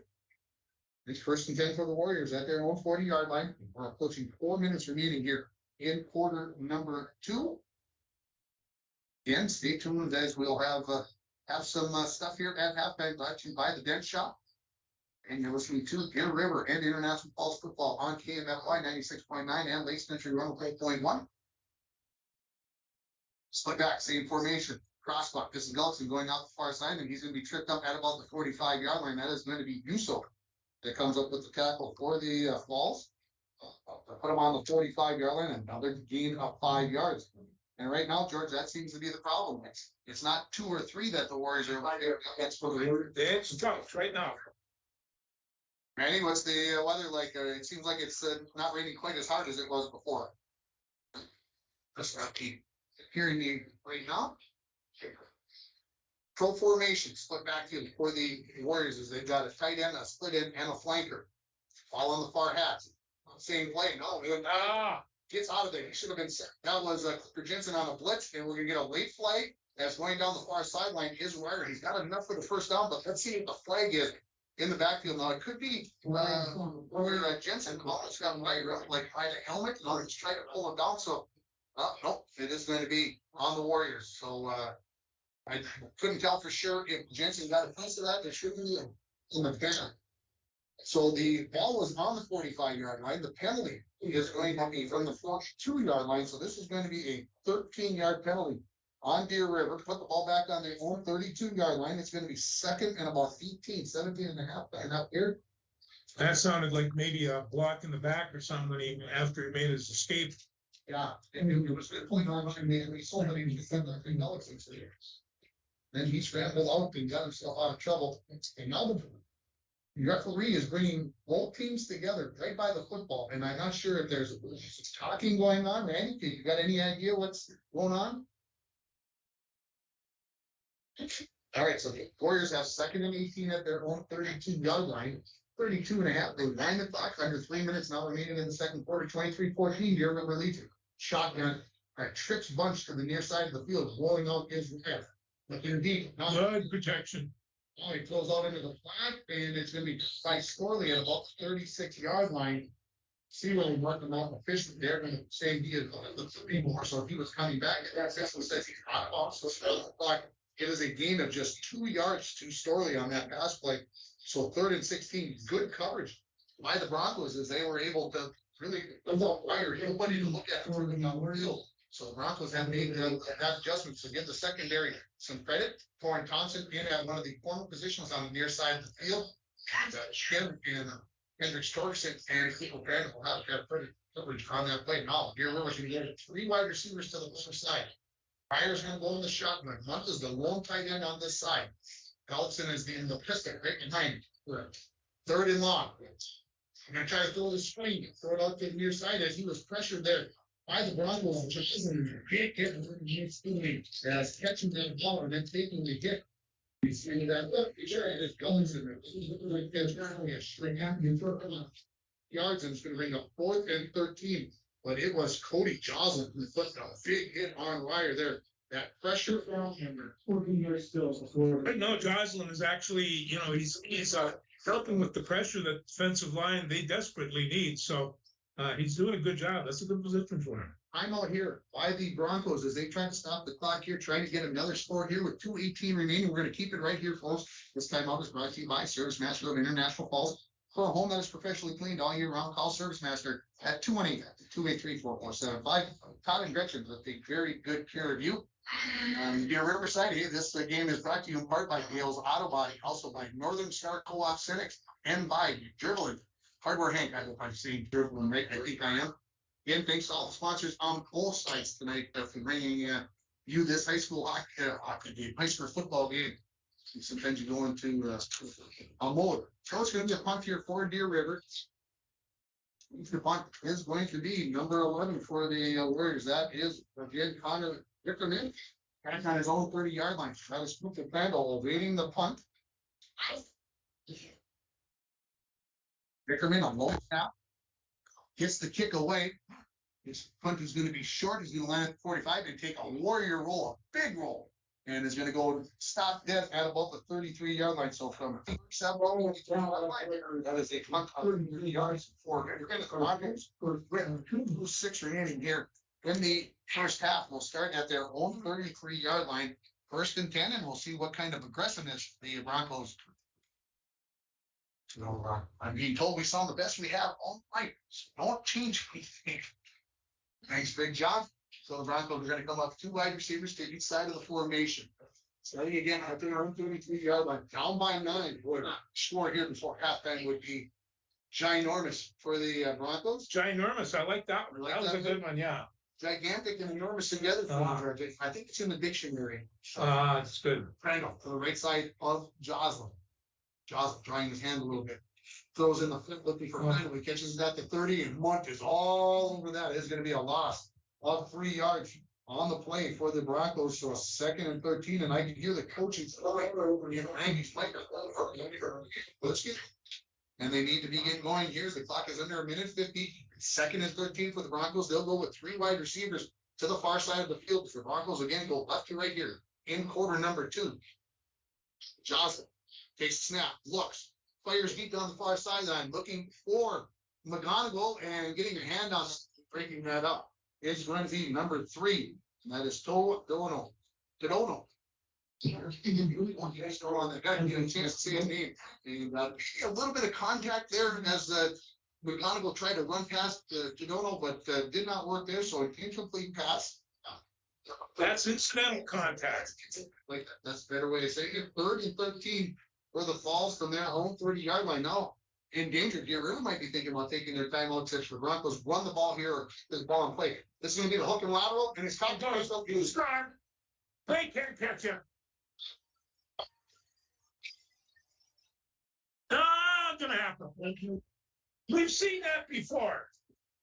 And there are this guy from the Broncos. I'm going to go over to the seat. The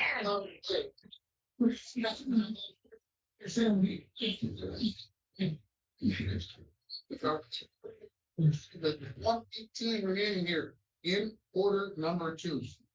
Now, as George mentioned, we've seen that before, and I don't think he can execute it much better than that. No, he was so wide open when they flipped it, and Deer River did not see that one coming at all. 118 remaining here. Point conversion coming up for the Falls. They are trailing by 3. How long a run was that? That was 7 yards. On the step play, I think it's going to go. Something underneath to Parker Olsen needs to get in. Okay, just short. 3:20 in favor of Deer River. 118 remaining in the second quarter. Take a 30-second time look. Listen to the Warriors on 96.9. You're listening to the Broncos on 104. Think 30 seconds. The National Propane Gas Association all gas systems routine every 5 years. Lakes Gas in the Falls check your gas system on a regular basis. The gas system safety inspection only takes 1 to 2 hours and includes a leak test as well as a visual inspection of all your gas appliances. Lakes Gas has a fall special on gas safety system inspections right now, so call Lakes Gas for an appointment today. Lakes Gas, your local propane company since 1959. Here at Sports Stadium, getting ready for the kickoff here. Broncos closed it within 23-20. That's a big answer right there for the Broncos, as they have they haven't scored 20 points and a half yet this year. So that's a big to do here. Johnson gonna get ready to kick it out for the back knee and ready to beat. It's got to be strong. You went out and just taking this one down Starlight. So you're going to get their starting. 15-yard line. Ballsy kick, it's a low one. See up, man, but Hey, they got it. I think they recovered. See what happens here. It's going to be good. It is.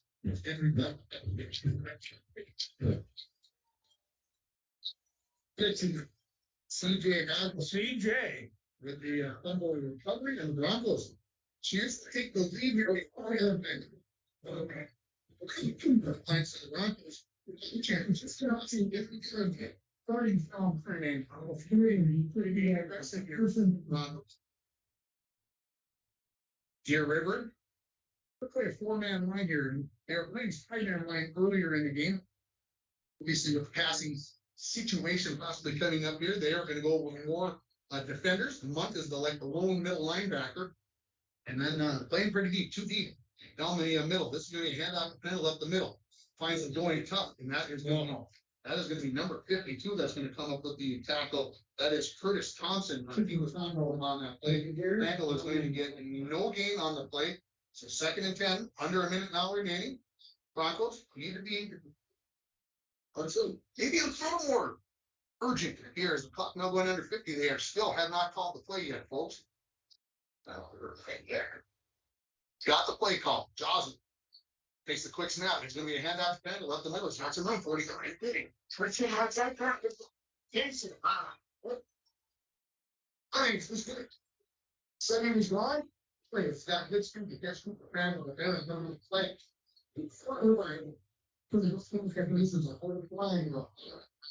But man, what a good cut by Cooper Crandall. I tell you, he has that nice side move, and all it takes one step, and he's gone. So up to the point where he's going to get called for the flag, it's going to be about an 18-yard gain. Then play back 10 yards, and Broncos are going to end up with about 2nd and 1 after all is said and done. See how that all goes. You see where they decide to put them. Wasabi East 12, G&K 8 at the half. Thanks, Big John. So that interesting game going on there. And there's a block in the back. They are going to put the ball right at the 40, now just outside the 40-yard line. The 41-yard line officially. Broncos will have 2nd and 1 coming up from the 40-yard line. Let me see. First to the near side. See what they decide to do here. Are they going to run the ball and get the first down, stop the clock, or are they going to try to throw here? That is the big question. They've got 1 timeout remaining. Jostle. Let's go to Crandall with him. He takes the hand up, cuts, makes 1 guy, 2 guys. He's coming back to the outside. He's going to be right on. Both keep the Crandall and the Broncos. See who will get down to the 30-yard line. Pick up the they are looking to take the lead here. 5 seconds remaining. Johnson takes the snap and drops Cooper Crandall. It's to the outside, and then he can go down there, and the Broncos are going to use their month. That was also Sterling.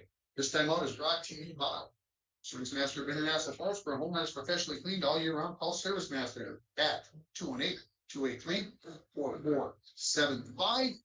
Todd and Gretchen, they will take very good care of you. It's going to be 2nd and 10 with 15 seconds remaining. This game is brought to you in part on KNFY by the Outpost Grill and by White Oak Inn and Suites. Again, thanks to all the sponsors. Well, Randy, you're standing down there by the corner of the end zone. What are you thinking here for the Broncos? What are they going to do here on 2nd and 10?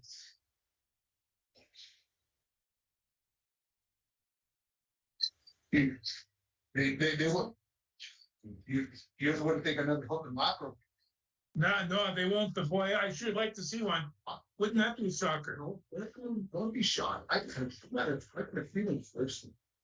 The ball's right in the middle of the field. Well, it looks so nicely wide open on the right side of the field right now. Rivers getting a little ground, right? So they are. I would be. So they got 3 receivers to the near side. Deep safety. 1 to the far side. But stay with that 4-man front. Well, the Warriors, although one of the safeties, he's creeping in. Is he going to be blitzing here? He is not. High snap. Johnson throws down the far line. Greenway right back in. Greenway and it's just reach. Just over his head. That was a very just couldn't connect. So 3rd and 10 for the Broncos, 10 seconds remaining. 2 shots, you would think, if there's an incomplete pass. Yes. Of course, the scary part is if you complete it in bounds, can you get up there and spike the ball if it's not a first down? Probably not. So the play call here has to be right. 3 wide receivers to the left-hand side.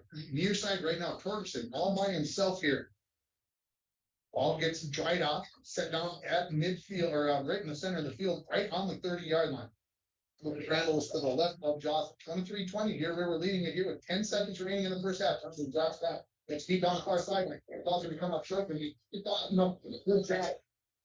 Torgerson to come in and break that up. That's an interception. If Torgerson not come in and break that up, so good job realizing what was going on.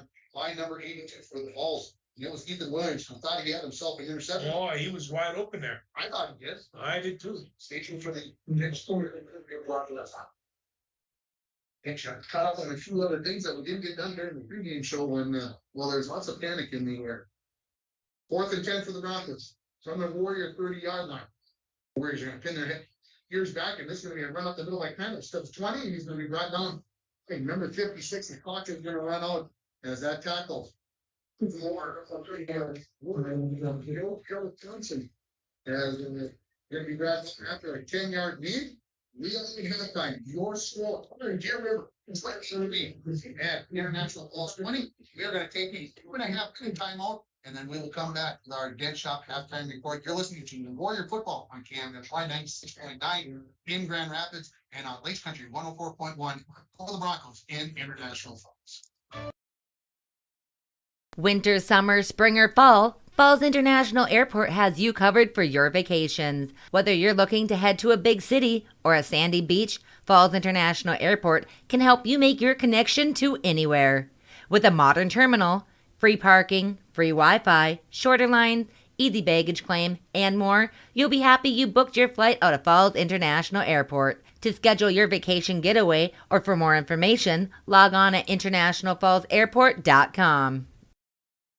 Rainy Lake Medical Center is proud to offer local athletes a robust sports medicine program that includes comprehensive rehabilitation for athletic injuries, post-surgical rehab, and return to sports guidance. Rainy Lake Medical Center's Advanced Concussion Management Program offers additional protection and peace of mind to athletes and parents. For more information, call Rainy Lake Medical Center Therapy and Wellness Department at 283-5420.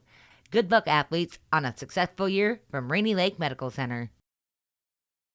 Hi, this is Chris Lassila, Vice President and Branch Manager of Border Bank. If you own a business, you know how important having the right banker is to the success of your business. At Border Bank, we are proud to have earned the reputation of caring for our customers' business as if they were our own. We're more than business bankers, we're partners, and our customer success is our ultimate goal. If your business could use that kind of attention, reach out to me to explore what business banking at Border Bank can do for you. We're Border Bank, partnering with Northern Minnesota businesses since 1935. Member FDIC.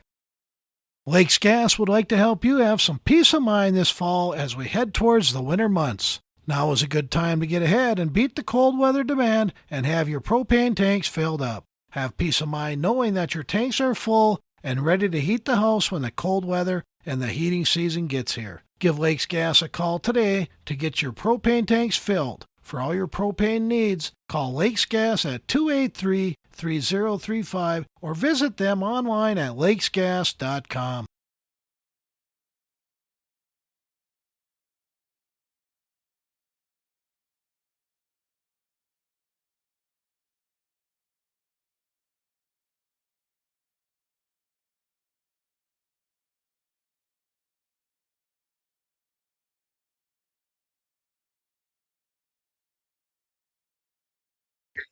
Any of the mini leaders coming out onto the field and on an excitement, of course, the mini leaders will well, smiling faces. This is when the parents, the grandparents are obligated to come to a football game. And it's just they'll come here and they'll be there with their beautiful darlings and out the door they'll go. But hey, it's always nice to see the kids. Let's see, of course, sitting through the rain a little bit. Well, we've got a halftime score 23-20 in favor of the Deer River Warriors.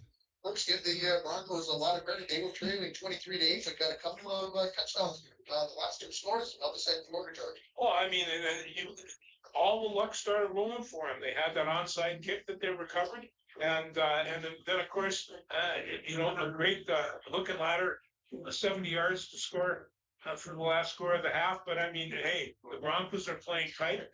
The defensive line is coming up with some good hits. I'm really impressed with our quarterback's defensive end playing. He has been all over the place, really, including putting a great big whap on their quarterback. So I'm real pleased. We could not have come up with a better plan for them to play the Warriors right now. They're playing really well. Very important couple of moments down the end of that second half there, second quarter, excuse me, and that the Broncos could have added one more on, maybe be leading at halftime. And again, we talked about what happened up here in 2019 when the Broncos upset Deer River, and you kind of get the feeling maybe that could be happening again. You're listening to the halftime report brought to you by the Dent Shop at 1712 First Avenue West. It is the place to take your vehicle when you have a fender bender, but they also have Rhino for Pro Protective Linings, car starters, and lithium batteries. The Dent Shop at 218-285-9593. You can give them a call and see what Steve and the gang have going on there. This game is brought to you in part on 96.9 by Arrow Embroidery and by Super One Foods. We're going to take another break, and when we come back after this 60-second time, we are going to be listening to our very segment. We'll leave a secret on who that is going to be. You are listening to the Warriors on 96.9, the Broncos on 104.1. We'll take that 60-second time. First home, growing family, on the lake. Is it time? It's that home you've been dreaming about. Open the door to a new life and better years ahead. At TrueStar, we can help make this happen for you. Apply at TrueStarFCU.com or call and schedule an appointment with me, Brady Jelly, Real Estate Lender. I'll work hard to find the right mortgage option for you. TrueStar, where banking is brighter. Equal housing lender, federally insured by NCUA. Hi, this is Sam. And Megan Cassable. New owners of Falls Lumber Company. We invite you to stop in Monday through Friday between 7:30 a.m. to 5 p.m. and Saturdays from 8 a.m. to noon for all your building and remodeling needs. We look forward to serving the borderland and surrounding areas with the best service and products in the lumber industry. From paints and stains to fireplaces and decking, Falls Lumber Company has you covered. Falls Lumber Company, 201 4th Street in the Falls. Back here to Sports Stadium, it's time for the Where Are They Now segment, brought to you by Green Larson Mortuary. Welcome to a place to celebrate life and honor every memory. Go to the website at greenlarson.com.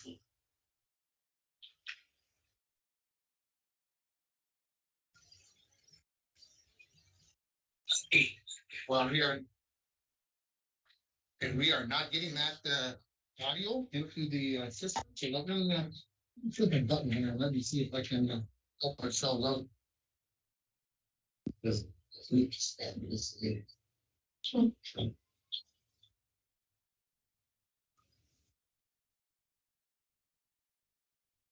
Are not that audio, so we are going to have to save that for next week. It is Mike Manassa, but we are not going to be able to bring that to you right now as we are having an issue with that, and we're not exactly sure how to fix that, but we'll get it. And again, our resource and mortuary is our sponsor for Where Are They Now? The score 23-20 was 15-8 Deer River. After the first quarter, Sam Ryer scored the first touchdown of the game. We were not on with a strong run from the back for Deer River. The extra point was good, and it was 7-0 in favor of Deer River. Broncos answered back for just minutes later. Pass from Cody Johnson to Ezra McGonigal. The 2-point run by Hayden Swenson, and the Broncos led it 8-7. The Warriors were gaining the lead. Ryder would find Williams on a 9-yard touchdown pass. That came with 3:17 left in the first quarter. Still added the run, and it was 15-8 at the end. They started blitzing. And a touchdown run, 7-18 lead in the second quarter. And Georgie kind of felt like maybe the Warriors were going to take control of the game as they led it 23-8. Well, they started going off tackle, and a lot of times when they're smashing and picking up, like you say, chunks, and they were picking up chunks. But I'll tell you that defensive front, they bent a little bit and they didn't break a lot, and so they kept on. Every time they got inside, they started toughening up, and they realized. All of a sudden, Deer River realized, hey, they're in a game here. Broncos had a couple of long touchdown passes. The one came on a 49-yard touchdown pass from Cody Joslin to Greenlee. So 6-14 remaining. The extra point kick was not good. and the score was 23-14. The Broncos get a stop. Get the stop. And then they go with the hook and lateral. They go 70 yards as Jocelyn improved on Ferguson. Then Radford to Randall Eagles decline at the bid. That's another 55 yards on the play. That came with 118 left. And the onside ball, I don't think was on. And then Radford recovered, and they had a chance as it was now 23-20 here at half. Hey, another break here. This one will be 3 minutes.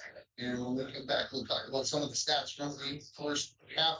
Hammer Warriors lead 23-20. You're listening to the Warriors and the Rockets on 104.1 Lakes Country and International Falls, 96.9 in Grand Rapids. Hi, this is Chris Lassila, Vice President and Branch Manager of Border Bank. If you own a business, you know how important having the right banker is to the success of your business. At Border Bank, we are proud to have earned the reputation of caring for our customers' business as if they were our own. We're more than business bankers, we're partners, and our customer success is our ultimate goal. If your business could use that kind of attention, reach out to me to explore what business banking at Border Bank can do for you. We're Border Bank, partnering with Northern Minnesota businesses since 1935. Member FDIC. Rainy Lake Medical Center is proud to offer local athletes a robust sports medicine program that includes comprehensive rehabilitation for athletic injuries, post-surgical rehab, and return to sports guide. Rainy Lake Medical Center is a concussion management program, offers additional protection and peace of mind to athletes and parents. For more information, call Rainy Lake Medical Therapy Ever since Microsoft did an update. 420. Good luck, athletes. On a What updates? See, it makes things better. Yeah. Employees at Packaging Corporation of America have been producing quality paper for over a century. We understand our responsibility and we're honored to support the many needs and events occurring in the borderland. From providing donations to local schools and events to supporting organizations meeting physical needs in our community, Packaging Corporation of America does more than make paper. We make a difference. Fall is right around the corner, and so is hunting season, so stop at the Outdoorsman's headquarters to get you and your hunting partners ready. Whether it's for birds or deer, archery or gun, the Outdoorsman's headquarters at 1130 3rd Avenue in International Falls is the place to stop for all the accessories to make your hunting trip a success. Don't find what you're looking for? Ask the friendly staff and they will hunt down what you need. Before you shop elsewhere, check with us. Best products, the best prices, and the best customer service. City Drug, your community health Bart pharmacy, invites you in to check out the Chatham Green Pans. The new Green Pan features a metal utensil safe, non-stick ceramic coating. Several size options are available so you can customize your collection to suit your exact needs. The cookware you use affects every meal you make. Green Pan believes there's a better way to cook, and their healthy ceramic non-stick proves it. That's why they say healthy cooking starts with Green Pan. City Drug Health Mart, taking the time to listen and care. The National Propane Gas Association recommends that all gas systems should be routinely inspected every 5 years. Lakes Gas in the Falls can check your gas systems on a regular basis. A gas system safety inspection only takes 1 or 2 hours and includes a leak test as well as a visual inspection of all your gas appliances. Lakes Gas has a fall special on gas safety system inspections right now, so call Lakes Gas for an appointment today. Lakes Gas, your local propane company since 1959. Sports Stadium, and we're in the halftime report, and it's brought to you by the Pet Shop again at 1712 First Avenue West. It is the place to take your vehicle when you have a fender bender. They also have final pro protected lines, car starters, and lithium batteries. Give them a call at 218-285-9593. That is the Pet Shop. It's time for our rules of the game, brought to you by Beyond Aesthetics at 3426 County Road 21. It is your place to go. Give yourself a pampering hour, maybe a pampering day. Call Beyond Aesthetics at 218-540-0149 and make an appointment or to find out what they can do for you. Open Monday through Friday, 8 to 5. Our rules of the game this week, we're talking about personal fouls. Okay, they're different between all the three levels. These fouls are always an automatic first down in the NFL and the NCAA, but not in high school. Personal fouls are not first downs in high school. Also in high school and NCAA, 2 unsportsmanlike fouls are an ejection, just like technical fouls in basketball. So remember, you get a personal foul, it is not an automatic first down in high school football. That's the point we want to make. George, did you got some stats out there? Well, I got a few here, you know what I mean? Because the entire rushing scorebook for the Broncos includes Cooper Crandall, Cody Joslin had one 7-yard draw, and the rest of it, for the most part, exception of Hayden Swenson doing a point after touchdown, and I have Cooper doing about 12 carries for 58 yards plus 70-yard hook and ladder. And when we take a look at the passes, I think they had about 16. And at the beginning of them, I wasn't quite sure we were getting down there. 5 for 16, and about 128 yards for a total for the big passes. So. Well, you got to put the 70 and the 49 together. That's 119. Yeah. I got them for 176 yards passing. 176 is what I've got for in the first half for the Broncos. And of course, the Deer River Warriors, that first drive, I didn't get their stats, but they went 55 yards. There was a big pass play to Riley Munt in there. Ryder is showing that he can throw the ball. And the Warriors, they've been getting chunk yardage, but it's hard to believe in my mind. If you go back and watch that game, you take those two big plays out of it, you can say Deer River is dominating this game because they've been able to run the ball consistently, but that fumble on the kickoff and it made a difference. Well, it did, and the other thing is I really have to kind of just spotlight a little bit. We have freshman people working the corners and that defensive secondary, and Mr. Huso and some of the rest of these guys, they're coming up big on these tackles. That's a lot of responsibility for a young man. That's a lot of responsibility for freshmen. And again, this game brought to you on 96.9 by Northland Portables. And I think Dale's Autobody, I think that was the other one that I forgot. I think I got through all of them down there for 96.9. Again, thanks to all the sponsors in both localities for sponsoring high school sports. This is what some people live for. Like me, I would have to say that I'm one of those people, and we appreciate everything that allows us to do. We're going to take a final 90-second timeout here, and when we come back, we're going to have second half football. Deer River 23, International Falls 20. You're listening to high school football on 96.9 in Grand Rapids and on 104.1 in International. A message from Cape, Koochiching Area Prevention and Education. Be present. Most Falls High students do not feel pressured to drink alcohol by their friends. We learn from the past, live in the future. CAPE is working together to empower the communities within Koochiching County through prevention, education, collaboration, and shared leadership to reduce alcohol and tobacco use among youth and young adults. Together, we are strong. This ad has been funded by Drug-Free Communities Grant Funding. And we're back with breaking news. The new Coke Zero Sugar might be the best Coke ever. That's right, Jim. With an improved taste, 0 calories, make sure. Jim. Tastes like best Coke ever to me. I need to try it first. With zero sugar and now even more delicious, it's the new Coca-Cola Zero Sugar, the best Coke ever. Find out for yourself. Winter, summer, spring, or fall, Falls International Airport has you covered for your vacations. Whether you're looking to head to a big city or a sandy beach, Falls International Airport can help you make your connection to anywhere. With a modern terminal, free parking, free Wi-Fi, shorter line, easy baggage claim, and more, you'll be happy you booked your flight out of Falls International Airport. To schedule your vacation getaway or for more information, log on at internationalfallsairport.com. Sports Stadium here as we get closer to the start of the second half. School updates for you. Grand Rapids is leading, hitting 56-0 at halftime. Saudi East leads GNK 12-8 at the half, and Cromwell is 8-0 up on Selfridge. Those are the scores that I have. Some other games going on across the area. Okay, that game probably is over by about now. I think that had a 6 o'clock start. Proctor is at Aiken. North is at Barnum. Long Iron Guild at Bigport. Chisholm and Graham. Midget at Rainer. Here. Big cities there in central Minnesota. Battling North Central. They are at Cherry. Ely is at Cook County. Moose Lake Willow River. They were across the Arlington. They were leading early in that game. I haven't had an update on that one. Pine City is at Escombe and Southeast at GNK. I already mentioned that one. Denfeld is at Hermantown. Silver Bay at Hill City Northland. Rush City at Hinkley Finlayson. Hinkley Finlayson will be coming to the Falls next week. Two Harbors is at Mora. Rockridge takes on North Branch. Gregor at Old Lake. Red Lake County is at Warroad. And the second half is going to get started here, and the Broncos are going to receive a kick from Deer River. So we'll see how the Broncos are receiving here, and everything ready to go here for the second half, as getting ready to kick it out for Deer River. is going to be Curtis Nelson.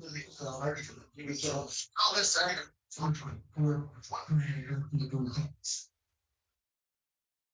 Actually, number 53, I apologize. He was Lawrence Bolstering. Looked like a tube, like a good look there. I should kick it very short. Maybe you're going to try to kick it. Sit. And it looked like the Warriors. Man, they got it. And they did. So the kick. Now, we have returned the favor, as they say, and the last there, trying to screw up. He kicks that ball, he hit him right in the shin. He kicked it about 7-8 yards forward, and the Warriors are going to cover it up, and they are going to have the ball 1st and 10 at the Toronto 37-yard line. So let's see if the Warriors can capitalize here in this start of the second half. 23-20 to 6 seconds in. Here come the Warriors. We're going to go with an I backfield, 2 tight ends. And Williams is going to be the wing to the left-hand side. Warriors going left to right in this third quarter. Ryder parks out the signal. Turns around, hands it off to Gultson off the left-hand side. He tries to break to the outside. Cooper Jensen grabs on, hangs on for dear life, but Gultson will drag in 5 yards. And also in on the tackle for the Broncos. That's going to be Corin Thompson, who has come in replacement. And I'm trying to figure out do the math up here for L'Oreal. Out at the linebacker position. They have Monaco into that linebacker position. So that is the change. I couldn't figure it out earlier what was going on. That is the change there. So the Broncos dealing with some injury issues. This is going to be a gain of 6. It's going to be 2nd and 4 for Deer River at the Bronco 30-yard line. We're just underway in the second quarter. 2 wide receivers to the near side. This is going to be Gultson up the mid, down close to a first down. He's going to hold down about the 26-yard line. The Broncos defense coming up. They're going to say just short. We'll call it a gain of 3. And it will be 3rd and Warriors at the 27. And Randy, do we have you again? I'm not hearing for some reason. The other one, Cooper Jensen, just made a great tackle on that. Another freshman up there. We got an official's timeout on the field because they were trying to dry off the football there. Randy, give us another try again with that microphone here. Nope, you're not there. May have to change batteries on that. I got you. Good rain going on here now at Sports Stadium. Gultson's going to try the near side first down, and he's going to be down 2 yards. It's a game. Like 7 yards for Gultson, and now check a little converted ball. Yes. Randy, if you help with that, you can bring it up here, and I will that together, but we are not picking up your signal at all on the microphone. 1st and 10 for the Warriors at the 20-yard line. 10-20 and counting Canadian in the third quarter. Deer River leads at 23-20 on your PCA and Napa on-court scoreboard. Either new battery, score 1. Okay. Smile International Falls. Warriors first line, not the big rush here. They're leading 23. Iron goes under center. I backfield. Now they're going to put Williams in motion across the formation from the near side to the far side. Turn it on, hand it out to Gultson. We've got a whole 15 cuts back, 10 points in the hands of and the Warriors having 9-point lead at 20-20. That didn't take long. After the fumble, they go 36 yards, 5 plays, 4 plays into the end zone for Gultson. That was easy for the Warriors. Gultson gets his second touchdown here. The first one was a 9-yarder. This one's a 20-yarder. This one comes 2 minutes and 8 seconds in. Warriors getting ready for the 2-point conversion. They're going to send Williams to the far side. They're going to go with the T-back. They're going to be unbalanced in the up front. This is Sterling going out the far side. Behind all that power, he is in for the 2-point conversion. And it is 31-20 in favor of Deer River. We'll take a 30-second timeout. You're listening to Warrior and Bronco football on 96.9 in Grand Rapids and 104.1 in International Falls. Isolated rain showers tonight, otherwise cloudy skies. Lows level off around 49, southeasterly winds 5 to 10 miles per hour. Chance for isolated showers tomorrow, 58, overcast. Chance for scattered showers again tomorrow night, 47. I'm meteorologist Jennifer Wojcicki from the Weatherology Weather Center on K104. Currently, it's 51. Sports Stadium as the teams come up, the Warriors now 31-20. After they take the kickoff that went 36 yards for the touchdown. And they take advantage of the turnover by the Broncos. That was Ben Starley's third PAT of tonight's game, so He does it. he's a specialist, yeah. Bolstering the kick. This one will be hit about the 22. So to pick it up at the 10, 15, and then pick. Yeah, and a good solid hit. Five numbers. It's 28 for the Warriors. That is Caleb Wallstrom. Man, that's a big hit by number 28. Even congratulations for when he goes to the sideline. And almost like before he's even saying anything, man, that's a nice tackle. So the 50-yard kick after it skips by the Broncos is a 9-yard return for Thompson. The Broncos will start 1st and 10 from their own 19-yard line. They'll go with 3 receivers to the pass on teams and insights and no taxes. This is hell no. Warriors in 2nd line now expecting run on this first down. And motion out is for granted. He's going to take the jet handoff. He's going to get back to the line of scrimmage. But month in, that is number 56, Joe Thompson. In there on the tackles will be a short gain of 1 yard over Crandall. We'll bring up 2nd and 9 for the Falls. So again, 2nd and 9, Joe Thompson. Defensive range. Do it over there for the Warriors. He's 6'2", 210. It makes it tough. Don't really go with that no back set again. 3 wide receivers to the far side. Now he's going to break loud. That's going to his jogging. In 2nd and 9, he's going to drop down. In the flat, Uso catches it about the 17, and that's a good top that open the firm and nice. And Johnson took a fake hit, and he is still down. So he's going to lose on the year effect. So let's close the walk. Didn't see what happened behind the play. That's necessitating being down, but Jocelyn did flexing that leg, and because they stopped it, they are going to have to bring him out of the game. It's going to be defensive. Yeah, it was kind of a strange tackle, but he'll be all right. 20 yards to the Broncos are 3rd and 12 from the 17-yard line. Randy did that microphone. What do we got now? No one. Yeah, that. Near side. One on the far side. Ball's on the far hash. It's a 3rd and 12 with under 8.5 inch remaining. Swanson takes the high snap. He's in trouble. He is going to try to get back to the line of scrimmage. He is not bad. First sack of the ball game has pressure from the Deer River Warriors. As Hayden Swenson is going to lose 3 yards on the play. It's a 4th and 15 for the Animals. We're going to throw the 15-yard line. Right on the 15. We're giving a loss only 2 yards on the play. So we'll see what happens here. And yeah, Randy, come on up. We'll see if I can get that microphone to work for their punt formation for the Broncos. Standing on his own goal line. And the top. Punt. It's short. Might even turn this way. So that's 45 goals for the Bronco goal line now.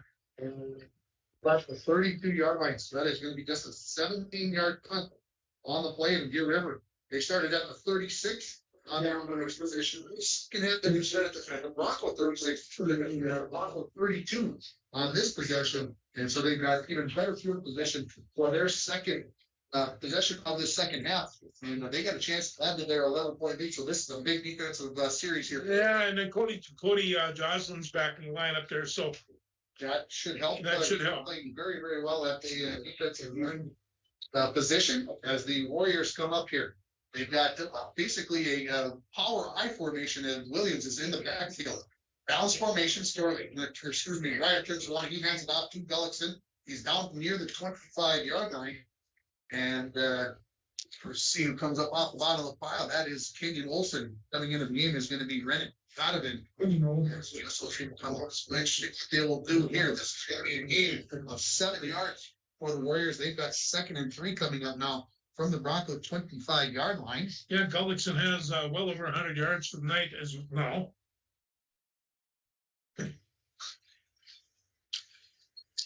Same formation except Williams. The spot is on the near side now. And this is food as it goes on the ground. I think the Broncos may have recovered that. Let's see what has so they unpile everybody. Linesman had switched side goes. Supposed to have it. I'm not sure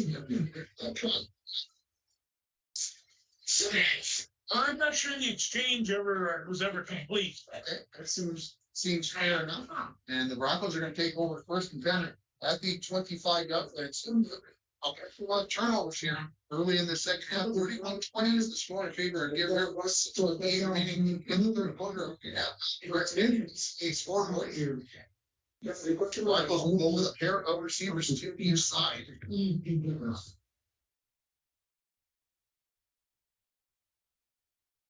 Wow. Play call here as they wait for the signals from the coaching staff on the near sideline. They've got it now.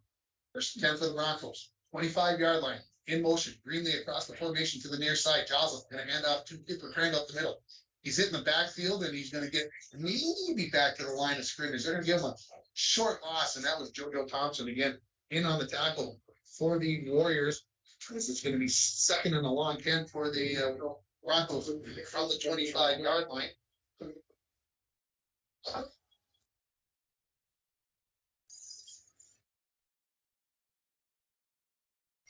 Again, Greenlee in motion to the near sideline. So 3 receivers to the near side. Throw to Samant. Torgerson catches it, and he is nailed immediately. Let's see if I can pick up who made that tackle. That was starting that made the tackle, or Gullich, they were both there. And that's what the short game for the Falls. The pass was completed to Torgerson. We'll give him a gain of up to 3 yards for the play. It will be 3rd and 7 for the Broncos from the 28-yard line. Now 2 safeties. They are almost 15 to 18 yards off the ball. They're expecting the Broncos to throw it here on 3rd and 7. 2 wide receivers inside, and I believe the Warriors jumped offside on that play, and it is going to be a 5-yard penalty on Deer River. So the Broncos continue to get that easy 5 yards. Hey, we'll take them anytime you can get them. I think this could be close to the 10th time that the Broncos have done this 3-4 game. So instead of 3rd and 7, bring up 3rd and, well, we'll call it a long 2 here. 3 yards.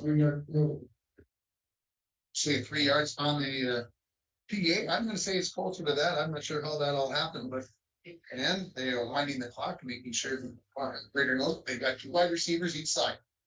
Crandall is the running back to the left of the shotgun quarterback, Joslin. Joslin throws it in the flat to Crandall. Let's see if he can make something happen. He does. Down there. He was 1 step away. Georgia Thompson, defensive end, makes the tackle in the secondary level. That's going to be a gain of. It gets out to the 38-yard line. It's just a gain of 5. Man, it seemed like a lot longer than that, but it's only a gain of 5. Oh, the first and 10 for the Broncos at their own 38.5-yard line. 5:40 remaining in the third quarter. Deer River leads at 31-20. 2 wide receivers inside. Joslin throws a Nusolo in the flat. Oh, he's got something there. That was up pretty high. Yeah. Shoulder pad. I don't think it was the face mask. And let's see who made the tackle there. That is going to be number 11. That is Ellison. That makes the Vickerman. That makes the tackle, pardon me, for the Warriors. And it's going to be a no gain on that pass to Zach Nusolo. So 2nd and 10 for the Falls. 38-yard line. Wide receivers each side. Playing really deep safety again, making sure nothing gets behind him. That is Williams. This is a handoff to Crandall up the middle. 40 makes a tackle or miss as he jumps over the diving hands of number 50 for Deer River there. That was Chris Thompson, 3rd. But it's a gain of 7 yards for Crandall. And we'll call it 3rd and a long 3 coming up for the Falls at the 45-yard line. Change in personnel here. Number 77. This is Nathan Mason coming in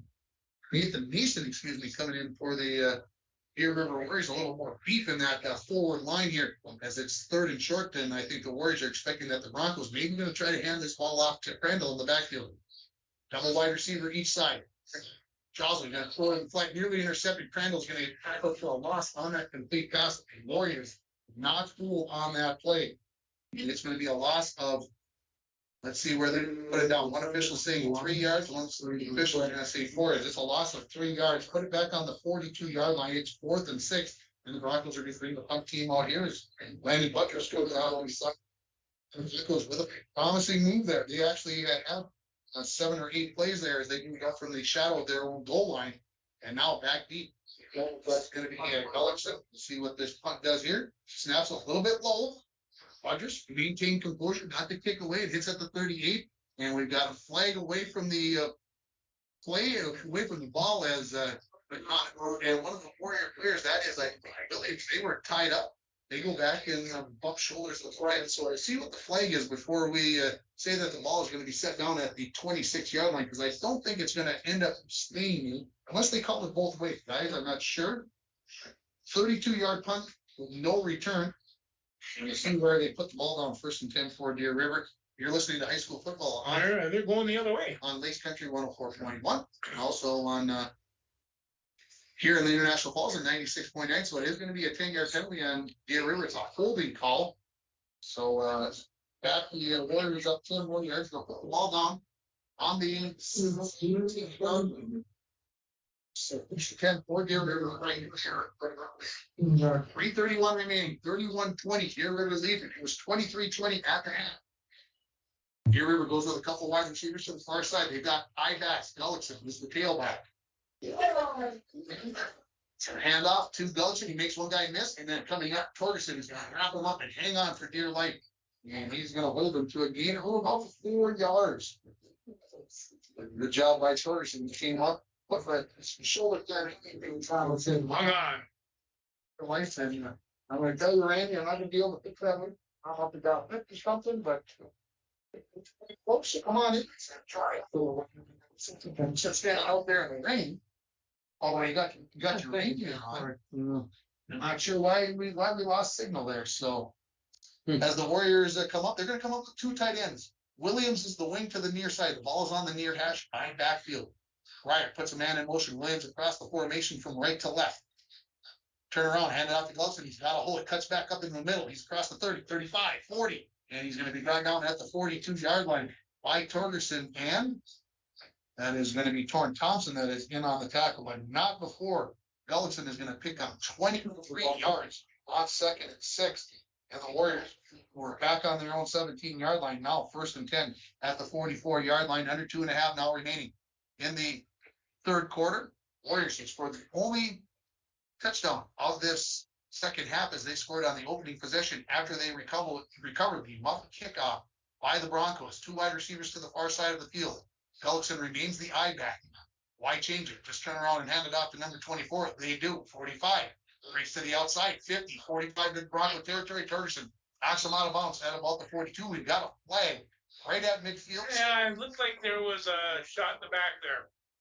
We'll see what the official says with 2:04 remaining in the third quarter. A lot of discussion and looking at, they're talking to Coach Giles, and I was going to say it looked like he was looking across towards the Deer River bench, and I'm like, this is against the Broncos. So penalty flag is going to be at the 50-yard line. It's a push in the back, it's a hole, and so it's going to be a 10-yard penalty.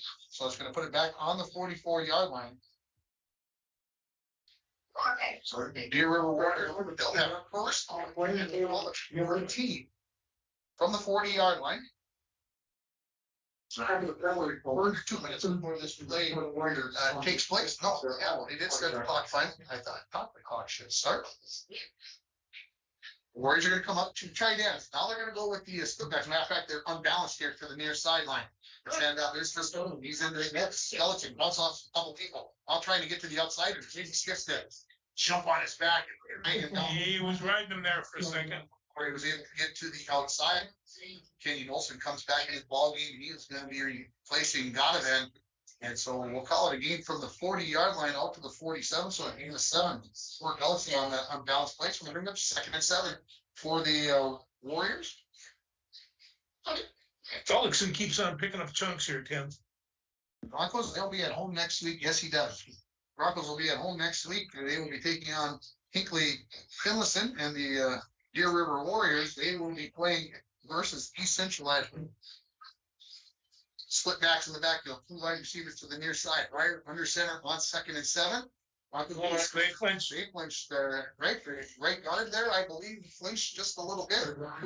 Always tough for the offensive linemen. They never get any credit. They only get talked about when they usually do something wrong. The defensive line twitched and the offensive line jumped. So legal procedure here, 7-7. That is Mason. He just came into the game. He's somebody on the line.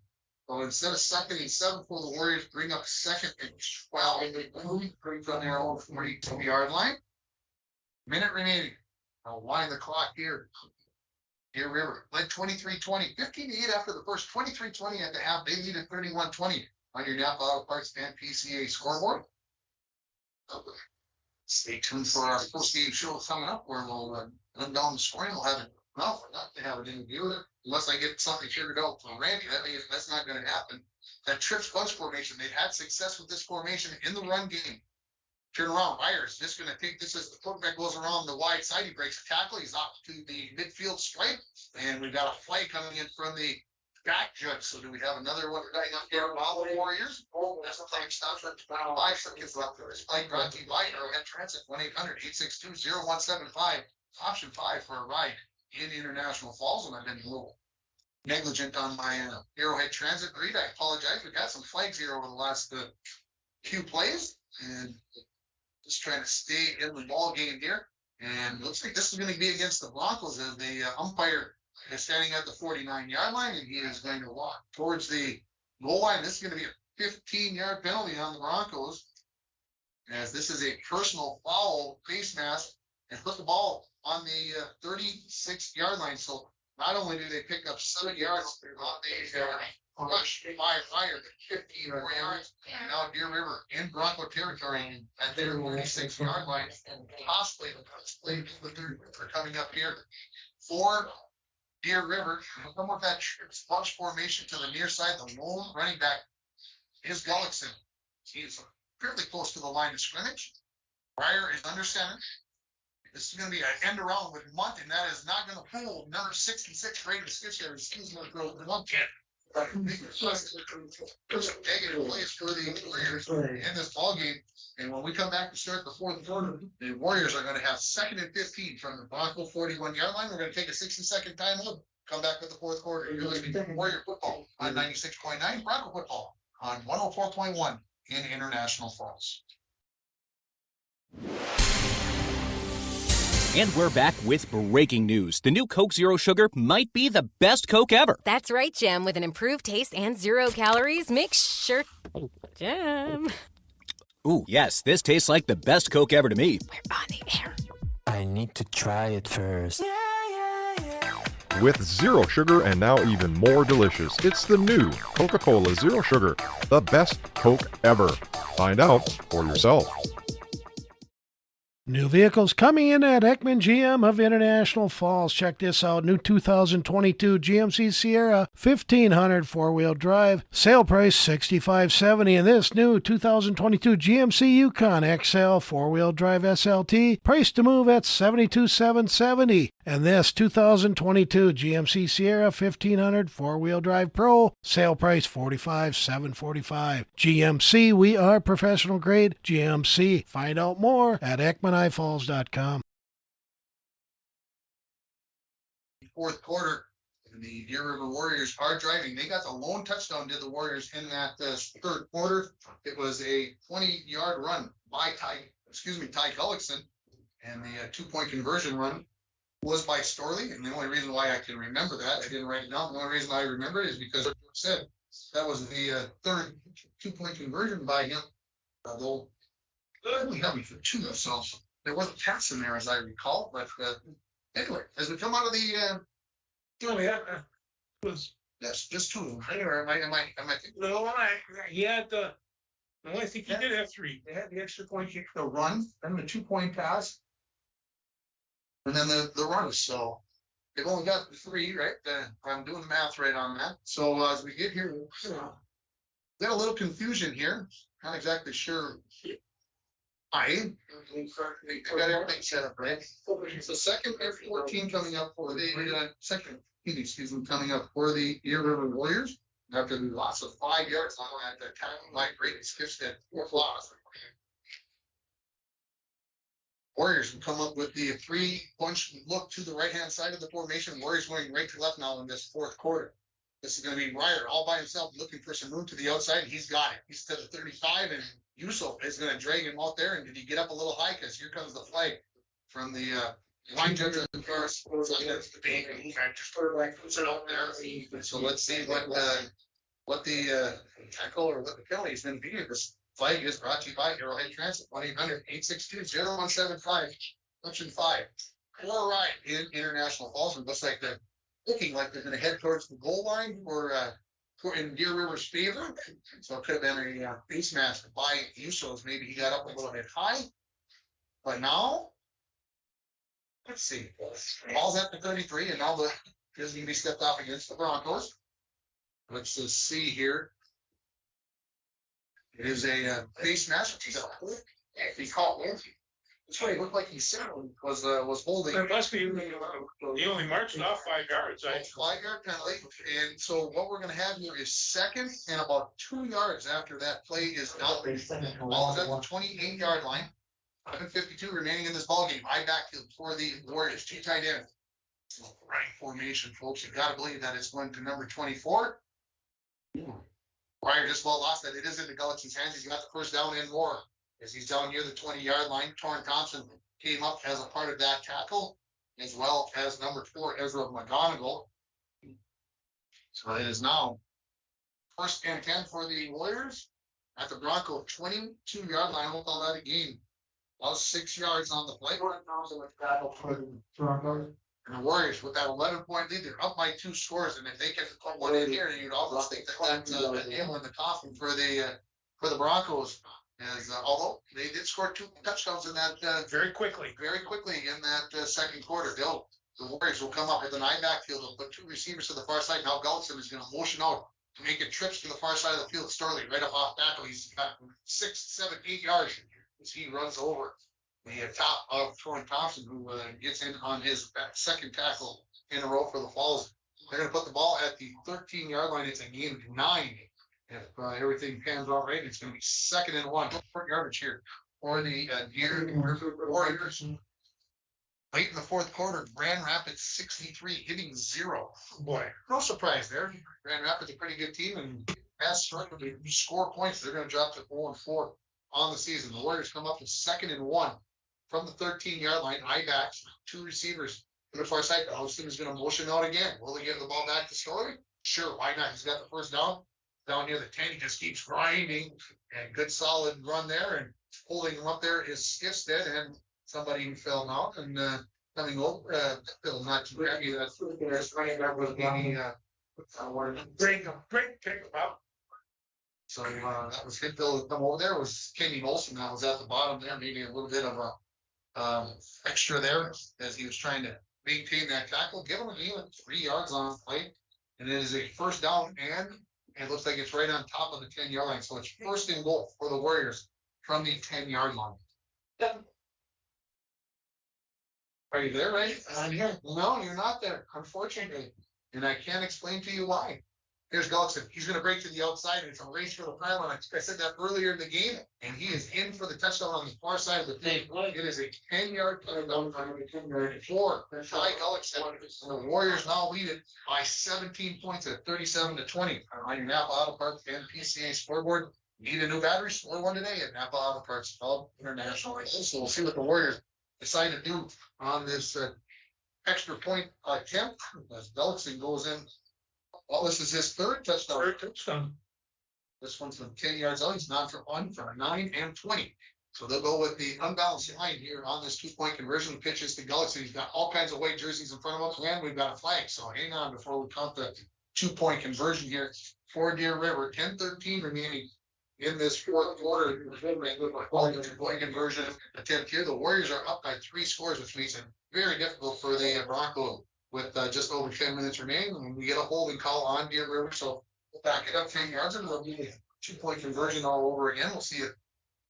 You would think that Deer River would decide to put the ball in the air for this 2-point conversion from the 13-yard line, but I seem to remember a certain number 44 right there. You won't want to play like this. And Coach Nordquist just said, well, okay, we can get it from here. They're actually going to look it up from the 1-yard line. A holding penalty on the ball is just outside of the 10-yard line. So after the 10-yard penalty to Deer River, and that penalty play brought to you by Arrowhead Transit, 1-800-862-0175. And now the Warriors. Oh, yeah, that's. And now there's 5 more. Drop them back 5 more. So now they'll put the ball out officially on the 16-yard line. And so Warriors, again, not that 2 point. The 2 points is important in the aspect that if the Broncos score 3 touchdowns, it's enough to get by them. I guess in that and it is. But up by 17 again, that really puts the pressure on the Broncos. Warriors come out of the huddle. They're going to go with two tight ends. They're going to go, they are unbalanced, two tight ends. And they've got that T backfield in behind the offensive line. They're going to turn around and play action pass. They're looking for Williams. And right in the middle of the field, catching his Hemphill, and he is in for the 2-point conversion. And from the 16-yard line, that 2-point pass to Hemphill from quarterback Meyer is good. The score now 39-20 in favor of Deer River. We'll take a 30-second timeout. You're listening to the Warriors on 96.9 and the Broncos on 104.1. My name is Jared, born and raised in Minnesota, and I'm the project director at Enbridge. Enbridge is more than a pipeline company. It's a company participating in renewable energy projects in Minnesota and abroad, and I'm really proud to be working here. We believe a cleaner energy future is achievable. For over 20 years, we've been early adopters of renewable energy, and we're proudly committed to net zero emissions by 2050. To hear more from Jared, visit enbridge.com/Jared. That's Jerrid. Welcome back to Sports Stadium here. And the score 39-20 in favor of Deer River. Getting ready to kick it off is bowstring for Deer River. Back deep for the Broncos. You're going to have Torrin Thompson and Zach Uso.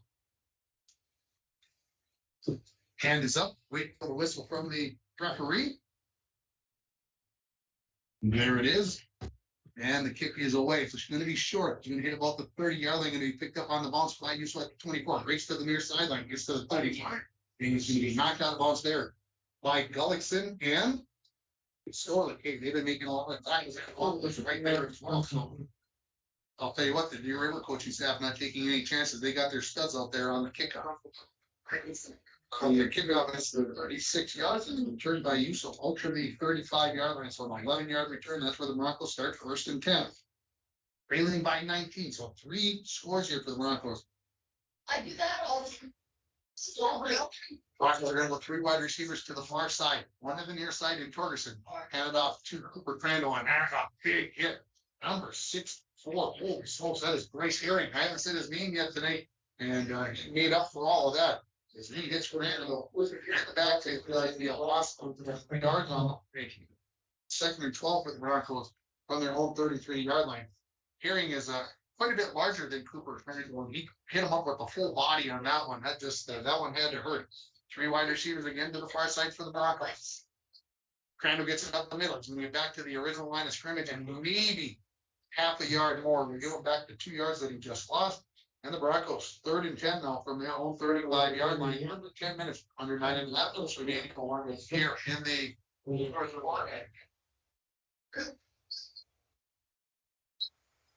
looking over at the sidelines. Again, the Broncos will be at home next week. It is homecoming. They'll be taking on Hinkley Finlayson. Just the 2nd time those 2 teams will have ever played. It's just the 5th time that the Warriors and the Broncos have ever played. Warriors lead the series 3-1 in the wins department. Jaws and Josh back. Here comes the hook and lateral again. Hot flip. Look at this.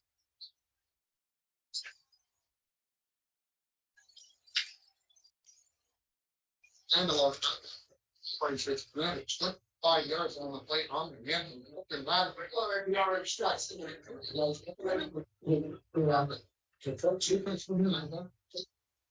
Two target or 2 Crandall after the foot by trees. 9 minutes now remaining.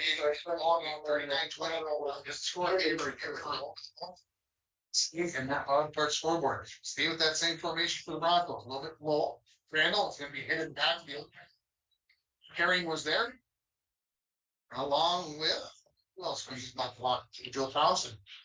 I just like saying his name, folks. So that's a great name, isn't it? Anytime I get a chance to say Joe Thompson, I'm going to do it. It's a loss of 2 yards on the play.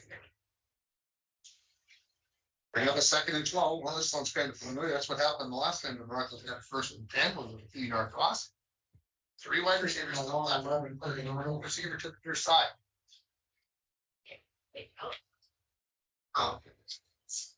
Skirstead looks behind him. He's the center. What's happening back there, Giles? Gives him a hand up to Crandall up the middle. And he is going to go. And who's that this time? This is the number 64. That is Gary. He's liking that. Right now, they're dominating the offensive line, and they're still. 1 yard loss for Crandall, comes up 3rd and 13. Wide receivers now each side of the field. Broncos looking over or the signal. The Warriors, I think, sensing that the Broncos are going to run, being able to get a sense of what the Broncos are going to do, be very aggressive up there. 4-man line, dropping back his jaws and throws to the far sideline, looking for Yuso and maybe a little contact over there between him and Vickerman. The official says no, there's not, and so it's an incomplete pass. The Broncos will have and 12 coming up, 4th and 13. You've got each in front of the safety. Had to tell my son that mom is here to pick him up, so apologize for that. Broncos are going to go 3 wide receivers to the far side. Near side, this is Torgerson all alone, one-on-one with Gullickson, the cornerback on this side. Dawson's going to drop back. He's going to look for Torgerson down the near sideline.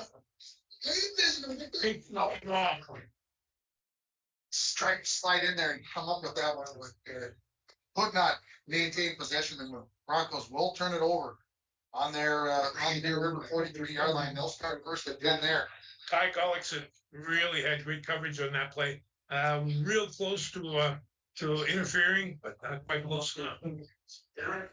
Back the other way, we've got 7:28 remaining here. Looks like the Warriors think it will work some time on this one. Will on the season, and we mentioned this during the pregame show about them not losing very much in the regular season. Once in 2019, once in 2020, and haven't lost since then. So this continues a pattern for this Section 7A team as they look to improve to 4-0. This is their highest scoring output of the season as they lead it 39-20 on your Napa Auto Parts and PCA scoreboard.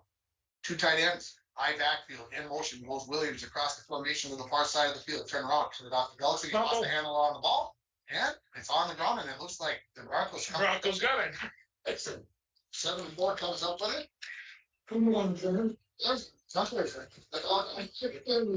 It's the remaining turn here at the Broncos game at Sports Stadium. Excited as again, I believe that was Finney Olsen for recovery. Never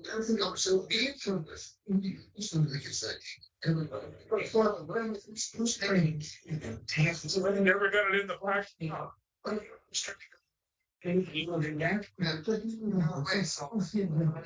Broncos the ball right back at 23-yard line.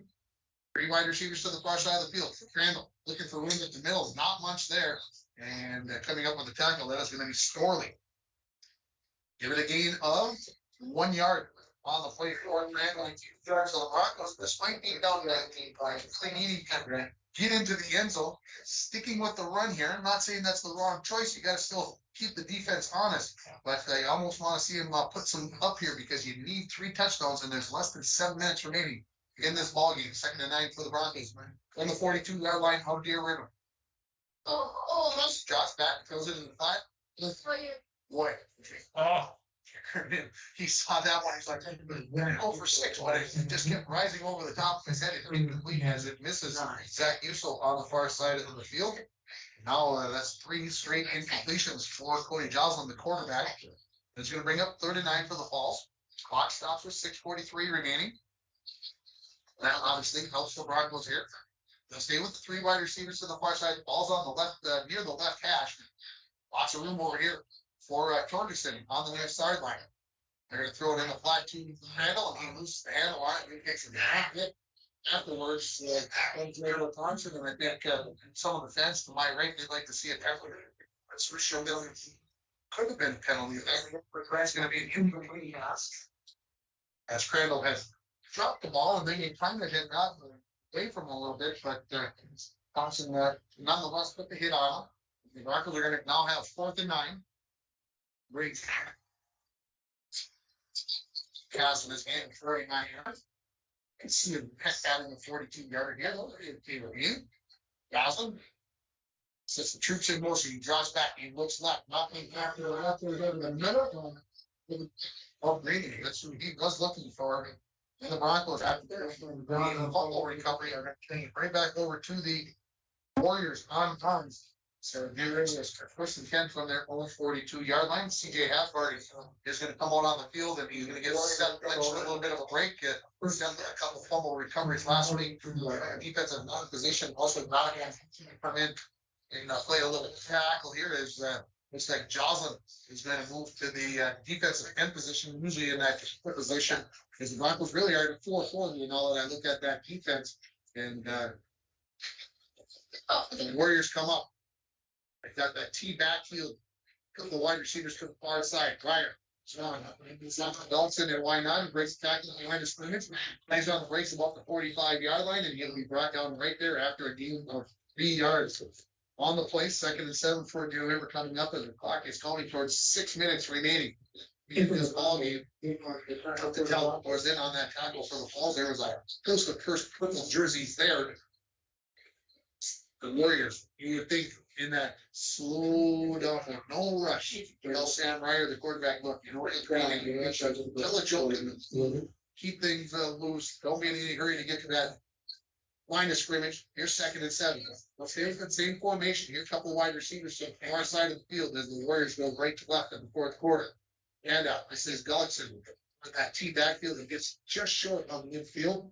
That's all they get short yards. Bring up a 3rd and short 3-4 Deer River. So we put him on midfield. I've got Gullickson down for 23 carries on that one, so he's had a full night.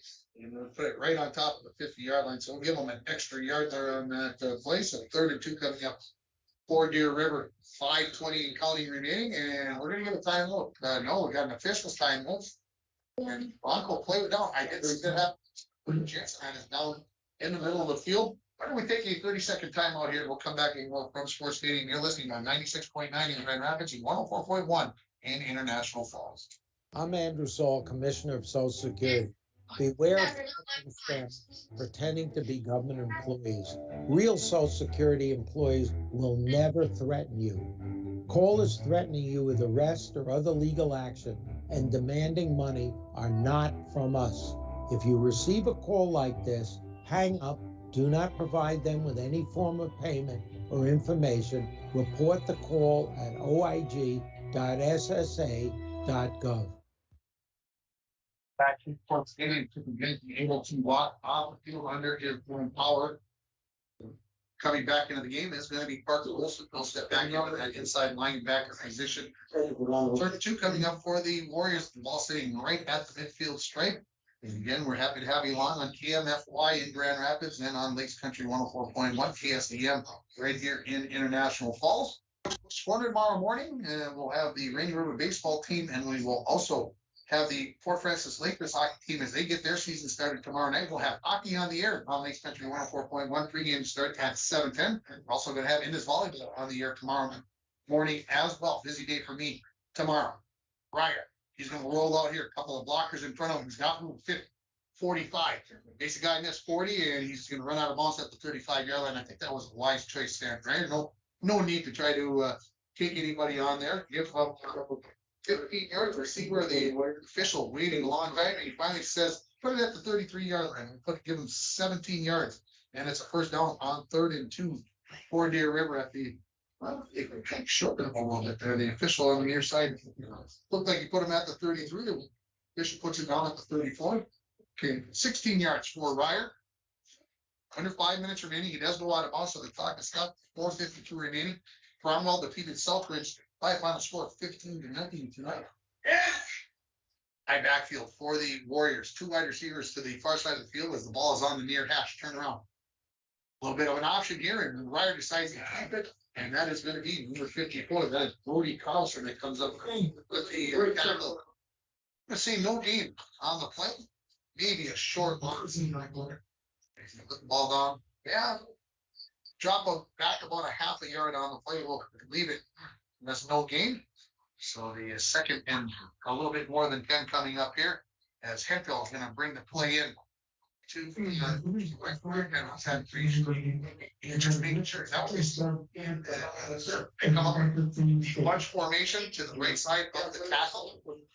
One back to Elkson. It's had a huge night here for the Warriors.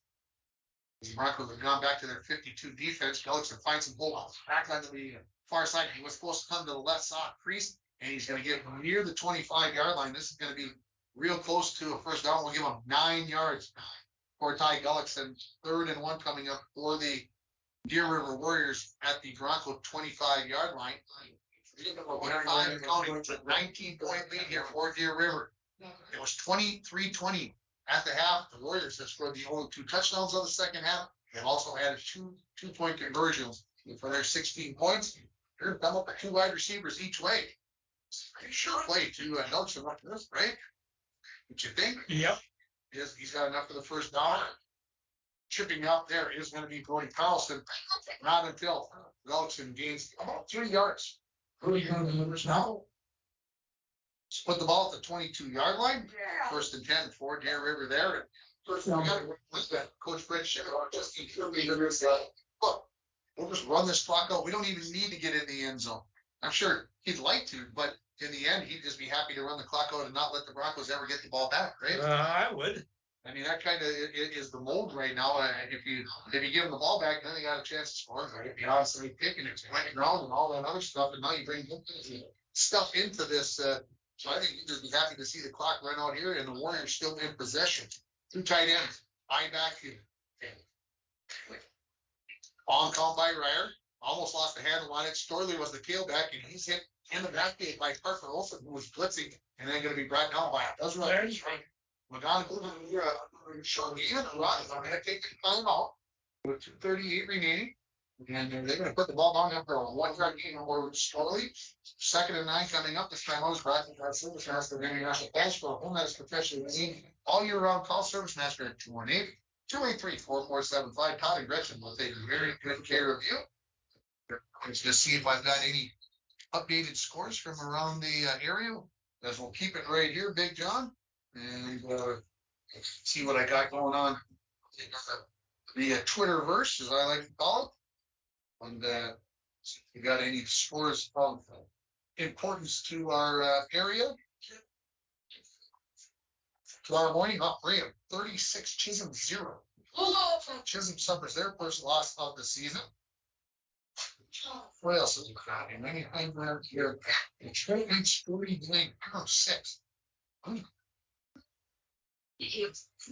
Let's see. Raider 19, Bemidji 7. It's the final score. There's lots of final scores as we're well past the 9 o'clock hour here now. And again, I told you that we were going to have tennis volleyball on the air. I'm going to be heading towards the Grand Rapids area tomorrow. I'll be in Reamer for a couple of Indus matches. So want to start right around 11:30. Pre-game starts at 11:20. See where it goes. We'll have their next match. I have that covered, and then I'm going to turn for north, and I'm going to cross the border. And as I mentioned, I'm going to have Lakers hockey on the air tomorrow night for you from Ice for Kids Arena. 3 wide receivers to the near side. 2nd and 9 coming up. 1 running back in the backfield is Gullickson. Ryer is going to throw the ball on the fly here. It's going to be caught by Storley and catch. There's going to be a loss, and they're going to take another timeout. Let's see. Ball was at the 21. They're going to put the ball on about the 25-yard line. So we call the loss of 4. It's going to be 3rd and 13 after we come out of this timeout. How about we take 30 seconds timeout here? You are listening to Bronco Football on Lakes Country 104.1 and Warrior Football on 96.9 in Grand Rapids. Hi, this is Chris Lassila, Vice President and Branch Manager of Border Bank. If you own a business, you know how important having the right banker is to the success of your business. At Border Bank, we are proud to have earned the reputation of caring for our customers' business as if they were our own. We're more than business bankers, we're partners, and our customer success is our ultimate goal. If your business could use that kind of attention, reach out to me to explore what business banking at Border Bank can do for you. We're Border Bank, partnering with Northern Minnesota businesses since 1935. Member FDIC.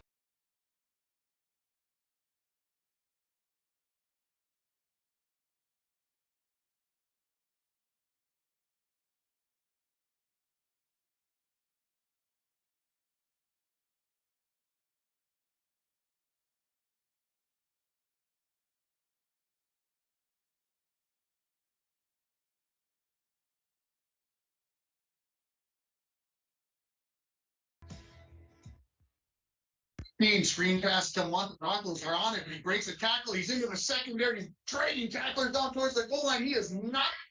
Is he yet? He is. He is in the end zone. My goodness. And whoa. We out. We just lost all power. We're there. Somehow. I don't know what happened to our screen. He's into the end zone. Close. Brent Month on 3rd and 13. He was going to rumble 25 yards on the screen pass. Man, that was just, he broke a tackle and then got a head of steam going. And Brent Month is a 200-pound lad. And man, he makes something happen there, folks. It's 45-20 in favor of you. Could have diagrammed that screen much better. Here's a big run there. So another touchdown pass here for the Warriors on that 25-yard touchdown pass. Becomes the 2-point conversion. They'll go balanced formation. Split in on the near side is Hemphill. This is going to be Ryer. He's going to look to throw, and then he slips and falls as he tried to jump, cut, and turn and look for Hemphill and overload that side is coming across the formation. Also was number 48, Month.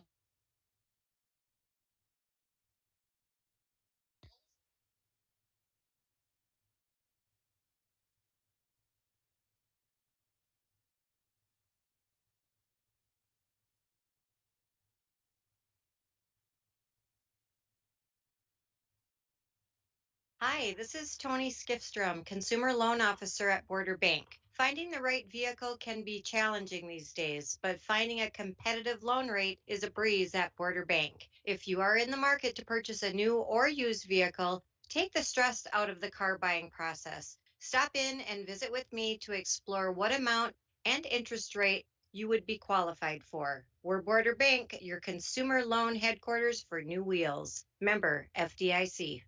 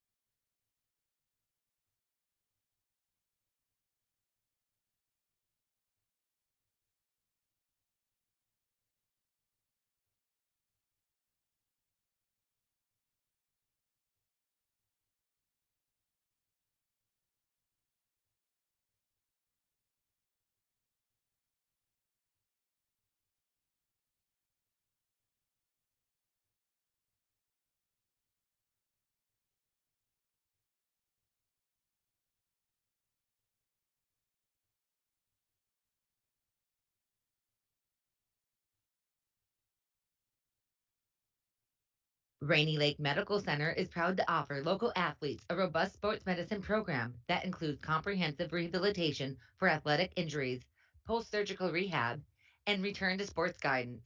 Rainy Lake Medical Center's advanced concussion management program offers additional protection and peace of mind to athletes and parents. For more information, call Rainy Lake Medical Center Therapy and Wellness Department at 283-5420. Good luck, athletes, on a successful year from Rainy Lake Medical Center.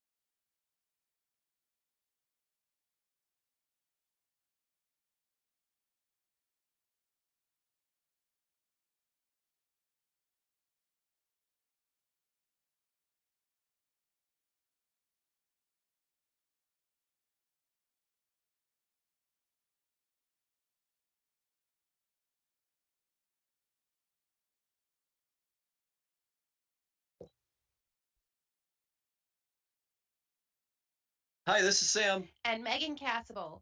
New owners of Falls Lumber Company. We invite you to stop in Monday through Friday between 7:30 a.m. to 5 p.m. and Saturdays from 8 a.m. to noon for all your building and remodeling needs.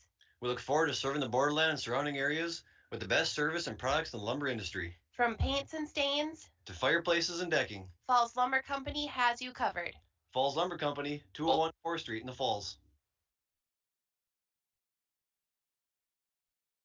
For the exciting, the unexpected, and everything in between, TrueStar has a loan for that. Hi, I'm Amy Carew, consumer lender at TrueStar Federal Credit Union. Are you looking to consolidate your bill, purchase a new vehicle, or are you ready to take the vacation of your dreams? We want to help make this happen for you. Apply online at TrueStarFCU.com.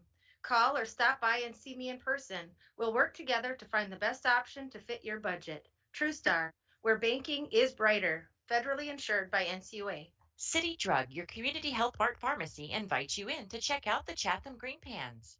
The new Green Pan features a metal utensil safe, non-stick ceramic coating. Several size options are available so you can customize your collection to suit your exact needs. The cookware you use affects every meal you make. Green Pan believes there's a better way to cook, and their healthy ceramic non-stick proves it. That's why they say healthy cooking starts with Green Pan. City Drug Health Mart, taking the time to listen and care. You've been listening to Bronco Football on Lakes Country 104.1, and it has been brought to you in part by Lakes Gas, the Coca-Cola Bottling Company, Border Bank, the Falls Lumber Company, Nagurski Transportation, the Sports Shop, Northland Sales and Service, Arrowhead Transit, Howard's Cenex East, Align Chiropractic and Wellness Center, Beyond Aesthetics, Heinerson Flying Service, TrueStar, Northern Lumber, Domino's, Studio B Flooring, the Falls International Airport, Ekman Motors, the Outdoorsman's Headquarters, Canner Electric, the Rainy Lake Medical Center, Cape, the Dent Shop, Up North Builders, Snap Fitness, Manco Trucking, Service Master, City Drug, Enbridge, PCA, Green Larson Mortuary, and Hometown Hobby and Crafts. Stay tuned to Lakes Country 104.1 for all your Bronco sports coverage. Everyone, who's manning the front tonight? Big E's nightclub needs a bouncer with a military background. Dougie, I need you to keep eyes on the back. Security who lays down the no-no when the uns get too intense. That Swedish DJ duo is back tonight. Y'all remember last time? Indeed can help them hire great people fast. I need Indeed. Indeed you do. You can schedule and conduct virtual interviews all from your employer dashboard. Visit Indeed.com/credit and get $75 towards your first sponsored job. Terms and conditions apply. Big O'Reilly Auto Parts for all your car care needs. They're close, convenient, and known for guaranteed everyday low prices and excellent